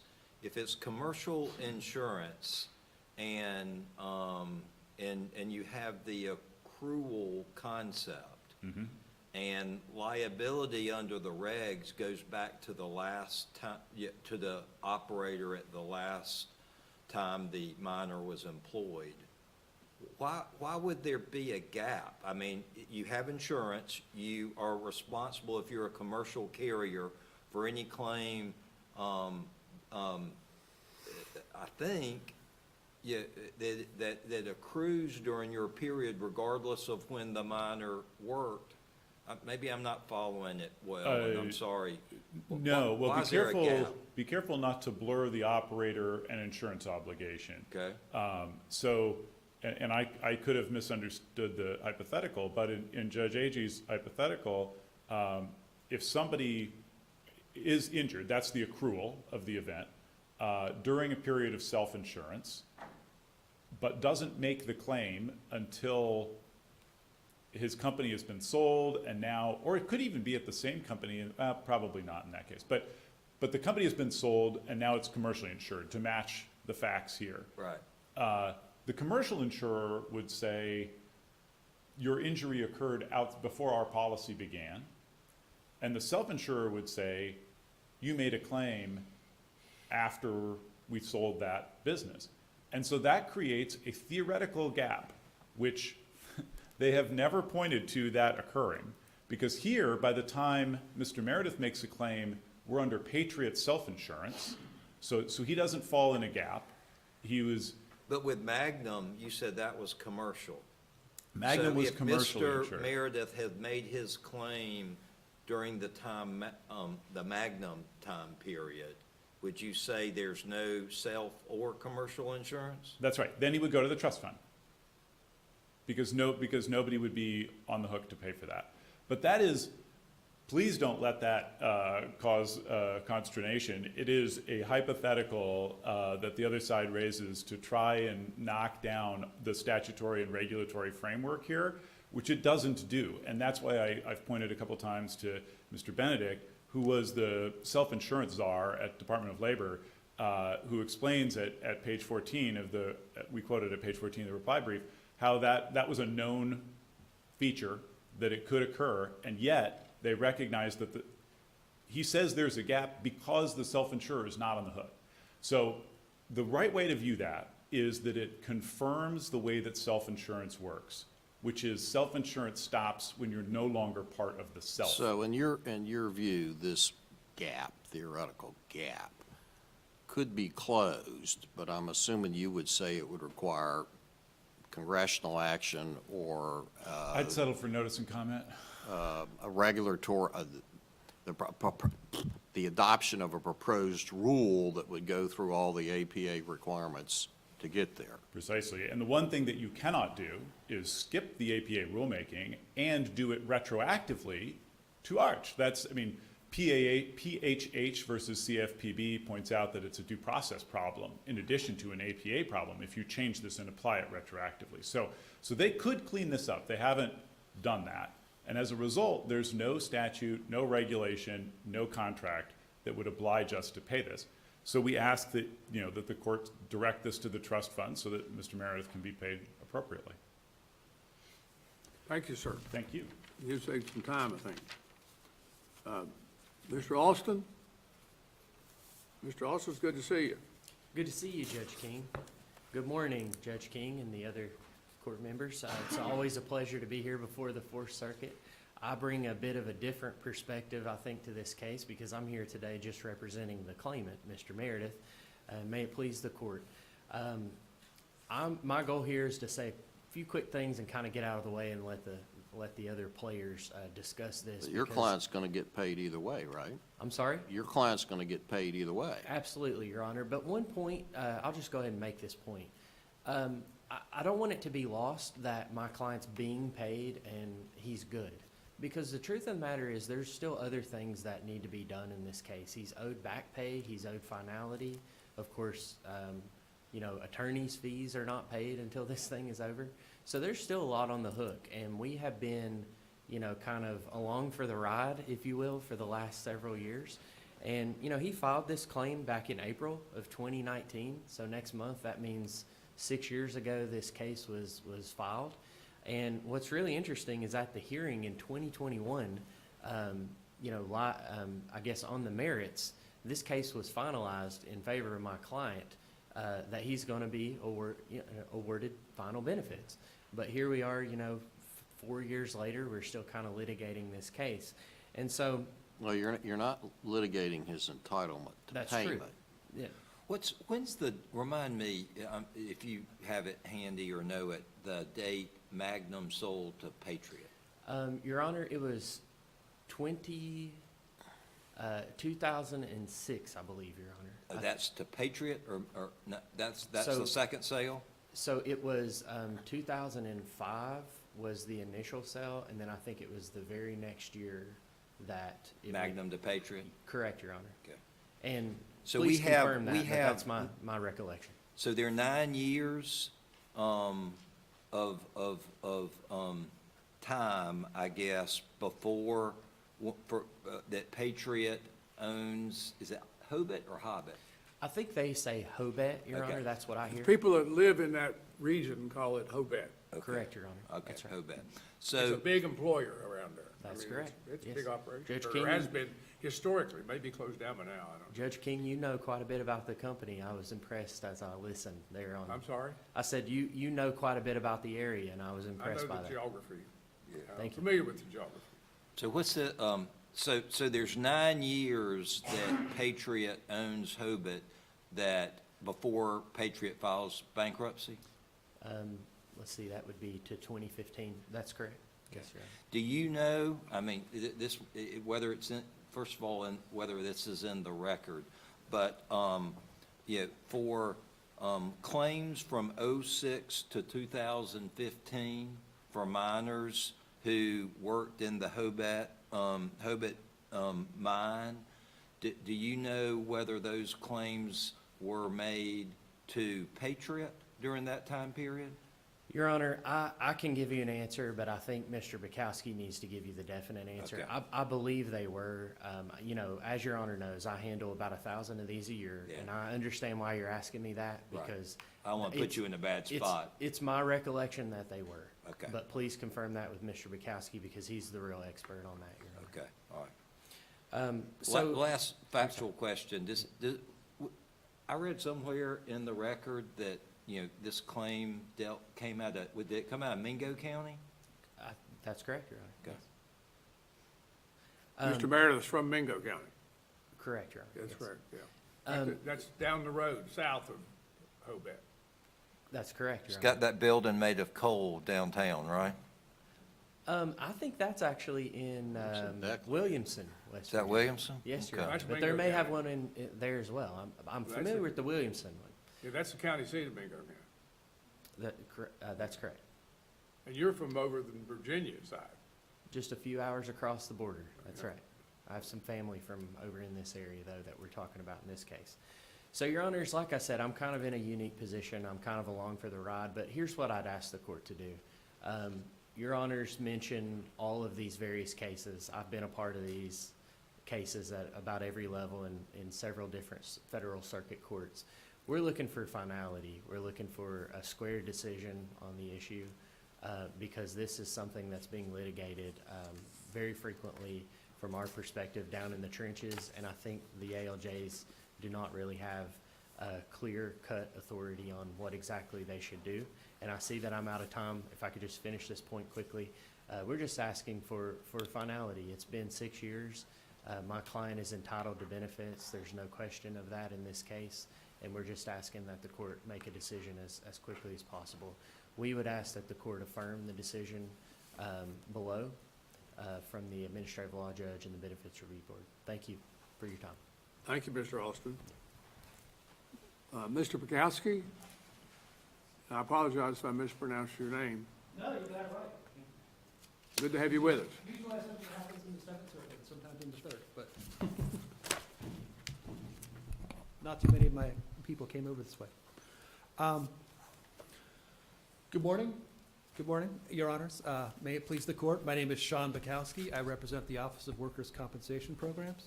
A lot to say and respond to what my counterpart rose, but I wanted to bring up one thing before we get to that, which is that I think this court already cited this issue in the Workman case. Workman was a case where Arch challenged its liability. It also involved Hobet and a miner who last worked for Hobet before the sale. And when it was covered by Arch's self-insurance, the claim was filed after that, exactly factually like Mr. Meredith. Were the same issues argued and advanced by both parties? Yes, I think if you look at their brief, there were some additional issues in Workman, but if you look at their brief in Workman, they have the same basic issues they have here, where they talk about, you know, that this liability regime improperly treats commercial and self-insurance the same, even though they're in different parts of the regulations. So you that- think That we're- there's, you know, the veil piercing applies. Okay.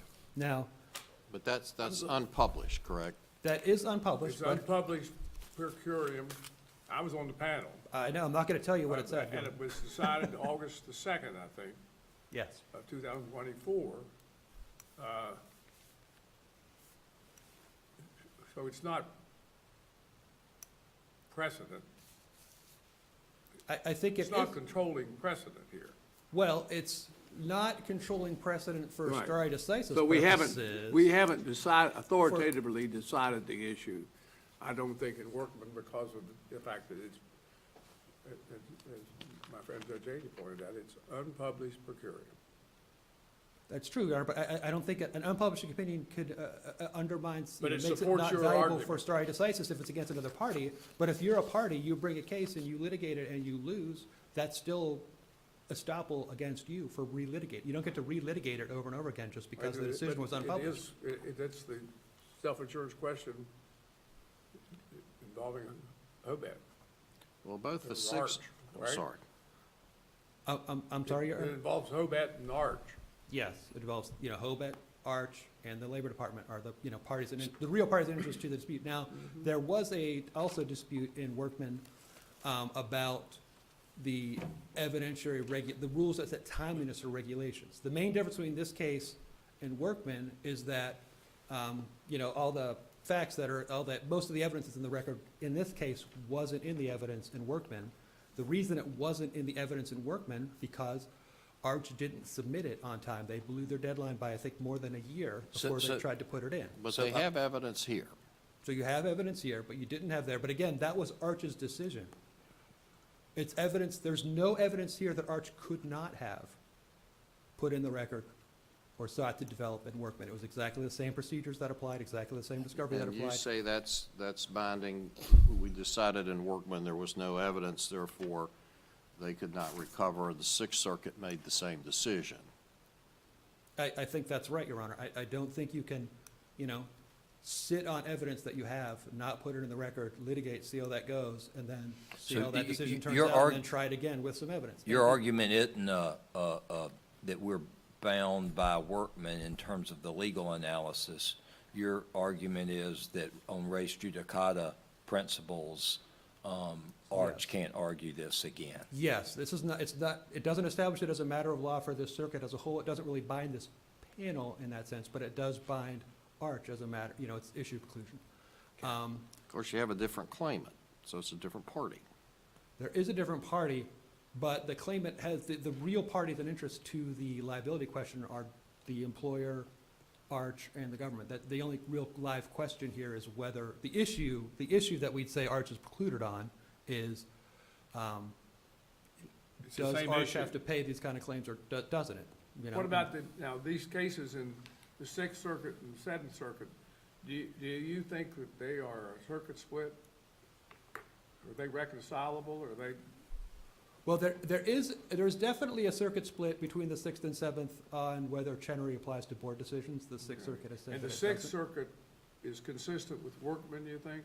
I think the Sixth Circuit decision is consistent with Workman, And but the Seventh Circuit's not consistent with inconsistent with Grimes. Workman? yes. And I think that, Okay. and also I want to say, before I leave this estoppel point, I want to say that, this is not just Arch's second bite at the apple. They got a third bite already primed up. They've already briefed another case where the claimant's name is Fridley in this circuit that raises the exact same issue. So I appreciate your point, and there may be, my colleagues may have more on the estoppel thing, but let's kind of assume we're not bound by res judicata principles, and we can look at this case on the merits. Is it correct that in this 06 to 09 period, the department sought to have Patriot pay for claims for minors whose last employment for Hobet was during the time Arch was the parent? I think I'm going to slightly simple. There is a little bit of complexity there because there was a period where Magnum had commercial. tried to say insurance, but 06 Let's to- leave it out. Yeah. Let's say, there's no dispute that after, it's definitely, starting in '08, definitely, when Patriot, after Patriot acquired, for claims based on employment, both before and after the sale, DOL would name Patriot. And And that would be- Patriot would pay if liability was determined? Yes, and that's because, again, you can have multiple parties really be liable for an individual black lung claim, but OWCP is only allowed to identify one liable party before it sends the case up to the administrative law judges for a hearing, and that's because the theory is that it's unfair for one claimant to have to litigate against multiple different, parties defending them on, the merits of medical entitlement, for example. So let me interject here before you go on. Are you saying that, say, if this claim had been filed in 2010, Patriot is a self-insurer of the folks on down the line, that Patriot would have had to pay that claim?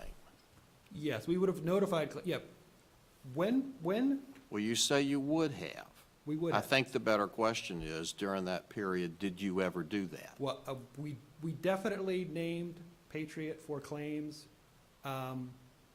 where the minors. And that's for where claims where do with we, situations wait a like minute, Mr. Meredith, for example. where do we find this in the record? But the 06, Where do we find this in the record? well, we admit it in our brief that it happened. Okay. And I think that's also what happened in the, I always get them confused because there's three names, case names that all begin with A and are short. The Allen case that Arch relies on. That was a case where the minor last worked before the sale, and we notified Patriot of its liability. And that was because, again, like I said, we can only name one, and really Patriot and Arch were both liable. So your position is that if this claim had been filed in 2010, Hobet, there were two self-insurers, and you got to pick between one? Yes, what happened was Arch. That's a yes? Yes. I know what happened. I'm just trying to understand. Yes, Your sorry. claim is that there are two self-insurers at the same time. Yes, that is possible. Is there- Because of the kind of unique way that Patriot's self-authorization was retroactive. Is there anything in the regs that supports that says, once you approve and you pursue a purchaser of a subsidiary and claim that they are the self-insurer, that you can, if they're not available as an insurer, go back to another insurer? I don't think there's anything that explicitly addresses that, but it's, again, it's not. Well, you can't unheard make of it for- up. Pardon? You can't make it up. I know. There has to be a source in the law, and the ALJ and the BRB, to the extent it made any finding, relied on 725.494 and 495. So I think the crux of the case is, you need to tell us exactly where we find in those regs the liability established for Arch in this case. I think that 494 and 495 are, can I take a step back for a second? And I think we need a little bit of context. I think, this is ultimately a regulatory interpretation question. This is, and that's sort of aside from the Chenery. If you think there's regulatory justification, that's not the one the board gave, then you have to remand it. But, I think it's important to point out that this is not, we're not working on a blank slate here.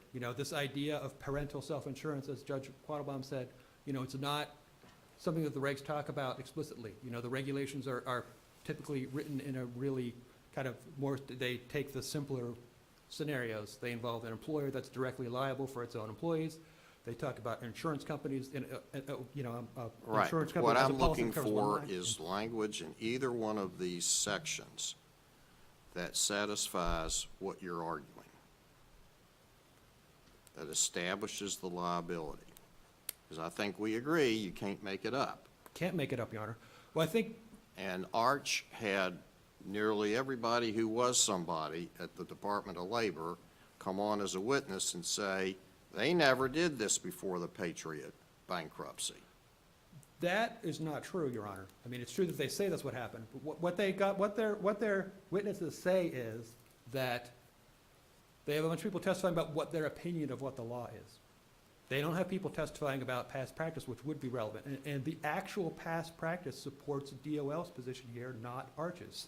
Could you, I know you went off based on part of that question, but Judge Agee's initial question is, let's look at 725-494 and 725-495 and talk specific section numbers and specific language that supports your view. Well, I think that, I don't think that 494 and 495 standing alone support liability directly, but when you look at it in terms of the self-insurance regulations, which apply the same standards for commercial insurers to self-insurers, So that's the 103 section? the 103, and also the 207, which is the commercial insurance rule that says you're basically put in the shoes of the operator if you're an insurer. So I think that, by analogy, it works So to let me, treat. I just want to make sure, on 103, I'm familiar with that one. Do you agree that neither the ALJ or the board used that in its I justification? do, Your Honor. Okay. And 207, is that 725 or 726? Sorry, Your Honor. That's okay. If me make sure I I get just it want to get there and not be caught with numbers that I don't know what we're talking about So here. if that's the basis of your argument, and if we apply Chenery then you lose. I think you'd have to you'd have to remand the case, unless, of course, you Well, found why would either we need that to do, I collateral mean, estoppel the controls. Seventh Circuit didn't see the need to remand in that circumstance. Well, I think the Seventh Circuit was wrong on a couple of reasons, and one of them was remand. Nobody argued about remand in that So case. is there a cert petition in This- that case? There is a cert petition in the Sixth Circuit case, Howard. There is no cert But not petition. in the Seventh Circuit? No. In the Seventh Circuit case,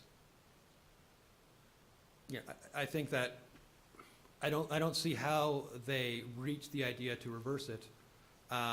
If you look at Chenery itself didn't reverse, it remanded. And that's sort of the usual, that's kind of the standard rule, the regular remand rule, the Supreme Court calls it, that when an agency, you can't affirm an agency decision, what you do is you remand it to the agency. I thought there was something in the regs that was kind of unique here, which says if this initial classification of responsible operator is wrong, there's not a redo. Oh, and that it is goes true. to the There is trust no fund. redo. If at the end of the day, this court decides that Arch is not liable, then the only other option, then it's going to be paid by the trust fund. But that, I think, is a different question than whether it's okay to say, well, the court of, we don't agree with the rationale, the particular rationale the board gave. There may be other rationales that could support it. So even But though we're you- just going to reverse rather than remand Even though it. you tried the case on this basis, you want us to remand if we agree with opposing party, so you can go back and try it on another basis. Well, I don't think that's entire, I think there's a reason that the case was argued the way it was. The way it was briefed, the way it was below. From the beginning of this, Arch has always conceded that, even though it's not mentioned in the regs, and my time is up, but I have a couple things I'd like to say, that even though there are, the regulations don't specifically talk about parental self-insurance, Arch admits that that is a thing that happens and that it engages in and that Arch is still engaged in. That's been a fairly regular practice. And I think that when you have a party that comes up and says, I am on the hook, or at least I was on the hook, but now I am not on the hook anymore, I think it's completely natural to expect that party to explain to you how they got off the hook. And I don't think Arch has done that. Why isn't the regs that say authorization to be self-insured goes for 12 months? And there's not a period from 2006 forward where Arch sought or was authorized to be self-insurer for Hobet Mines after 2006? Well, I think that, a It- couple reasons. First of all, let me leave the one-year thing aside, but I think that is assuming the question here, which is the trigger a claim trigger, or is it a exposure trigger? Well, that's, Because if it's an exposure trigger, that's all that matters. What matters is what self-insurance was in effect when the Okay. exposure happened. well, then where, I guess that gets to the question of where's the indication that it's the exposure, and that's what we've been talking about already. Right, well, I think that, I would like to flesh that out a little bit. I think that one, if you look at, there is arguably a gap in the regulation here, even if you, aside from 103. But even without 103, there's a gap in regulation. So you have a question of this parental self-insurance, what trigger date does it use? Okay. And you have the question is, well, that you look at the context and you look at the regs, and every single time the regulations apply any kind of liability trigger, it is a last exposure.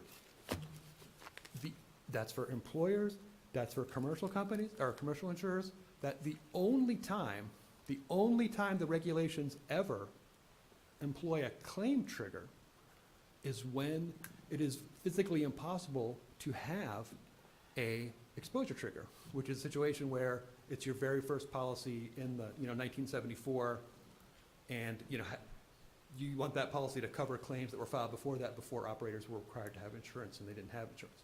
Every other situation has that, and you add that to the sort of practical, impracticality of having this, back and forth, you'd have this constantly fluctuating coverage and not coverage, and you have DOL's past practice which is, I think, best explained or best exemplified in the Old Ben coal cases. Now, as Mr. Dre pointed out, it's, this is hardly the first time a coal company has gone bankrupt. But the situations of Patriots bankruptcy are actually quite rare in combination.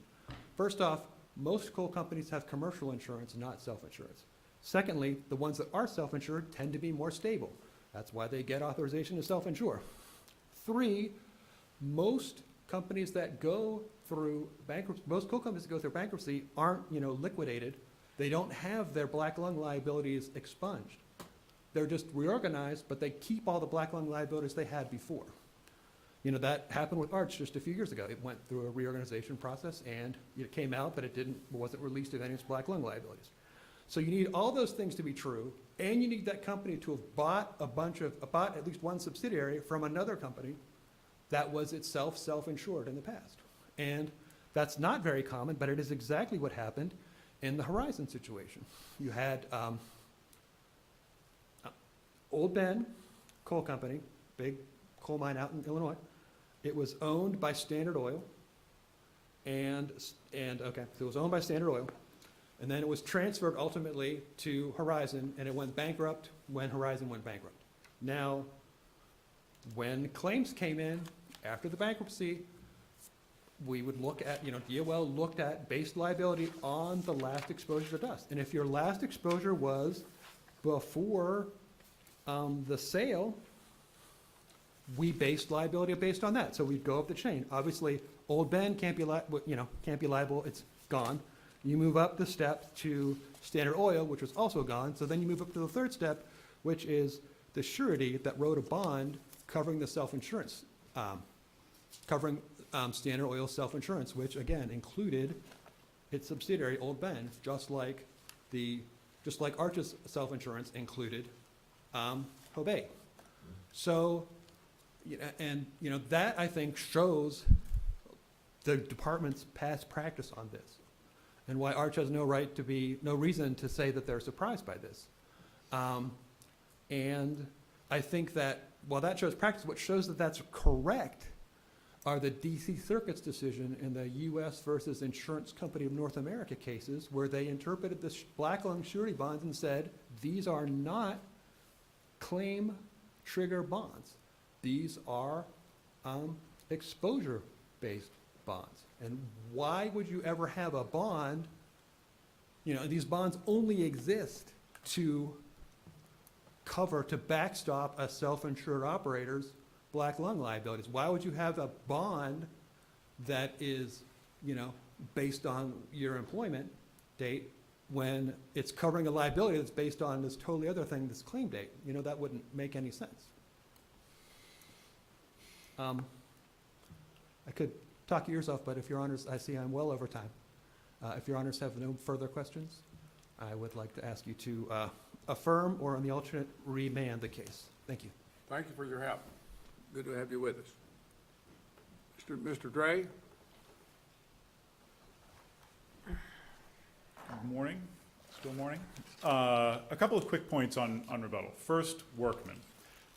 Workman is a desperate and frankly slightly offensive attempt to use a case that was about something else. I direct the court's attention to the paragraph at the bottom of page 6 in that decision, in which this court says, Arch seeks reversal based entirely on evidence outside the administrative record. Going on, Arch does not contest that on the record Workman was entitled to benefits, and Arch satisfies all the criteria of a responsible operator. Those are different arguments. In this case, the evidence was admitted, although it didn't play a role, but the evidence was admitted, and we certainly contest that we're on the hook as an operator. Totally different legal issues. That was an evidentiary case in Workman. It doesn't comport with Park Lane or any of the issue preclusion cases. The other thing about Workman that's sort of notable is that they didn't argue 726-103. So let me make sure I understand that. I mean, I agree the basis of the decision is Totally evidentiary, and it's a different decision based on that. But is it your position that if you had this same argument, that you're making today, in that case, you could make it here for the first time, even though you could have made it then? I suppose not, I mean, but you'd have to have fully and fairly litigated it in the prior case.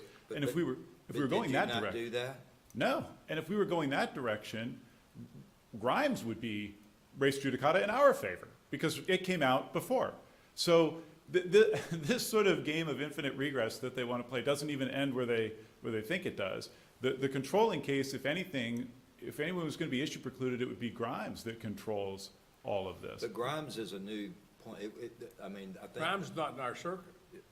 Doesn't matter. Oh, But what does matter, doesn't it, is whether Grimes is a claimant, and they didn't have the opportunity. I mean, Mr. Meredith gets to make new arguments Oh, as of a course, new I'm plaintiff. sorry. Yes, So- also different parties, that's important. Well, for the claimant, not for you.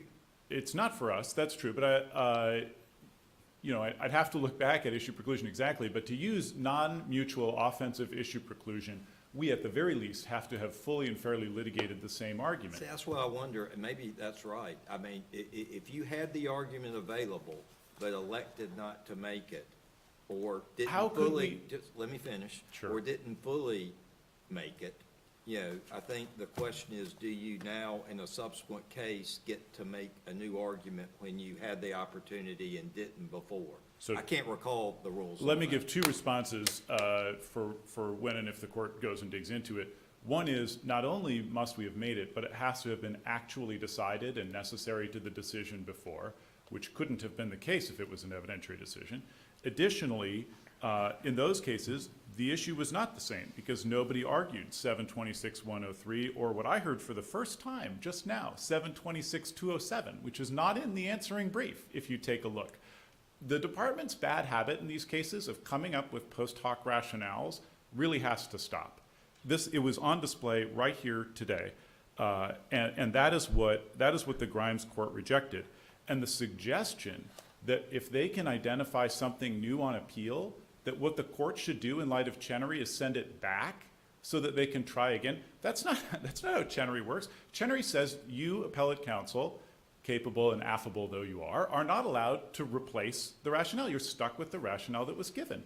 In this case, the rationale that was given below is, as best I can tell, at I think it's 597 of the JA, 567, is operator liability based on 725-494 and 725-495.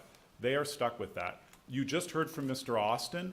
Don't send this man back. Don't delay this any further. It's what the Grimes decision rejects what it calls administrative ping pong, because it shot down this suggestion that it should go back for a mulligan.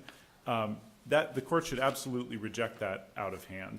The one thing that the court, that we never heard in that presentation was a statutory or regulatory or contractual basis for insurance liability.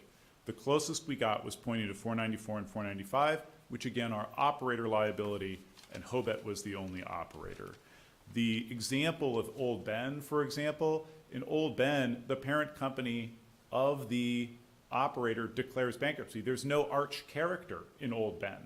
It's just not on all fours. In INA, the very premise of that is that insurance is a contract, that the bonds are contracts, and that would be the source of positive law in that case. But there, the court applied self-insurance to claims filed during the time of the bond. So that's the claims filed trigger that we're advocating for. Ultimately, the department can't escape its obligations to provide a reasoned basis or to go through formal rulemaking to change it. With that, we ask that you vacate the decision. Thank you. thank you very much, sir. Good to have you with us. We'll come down and greet counsel, adjourn court for the day, and wish everyone safe travels. This honorable court stands adjourned until tomorrow morning. God save the United States and this honorable court.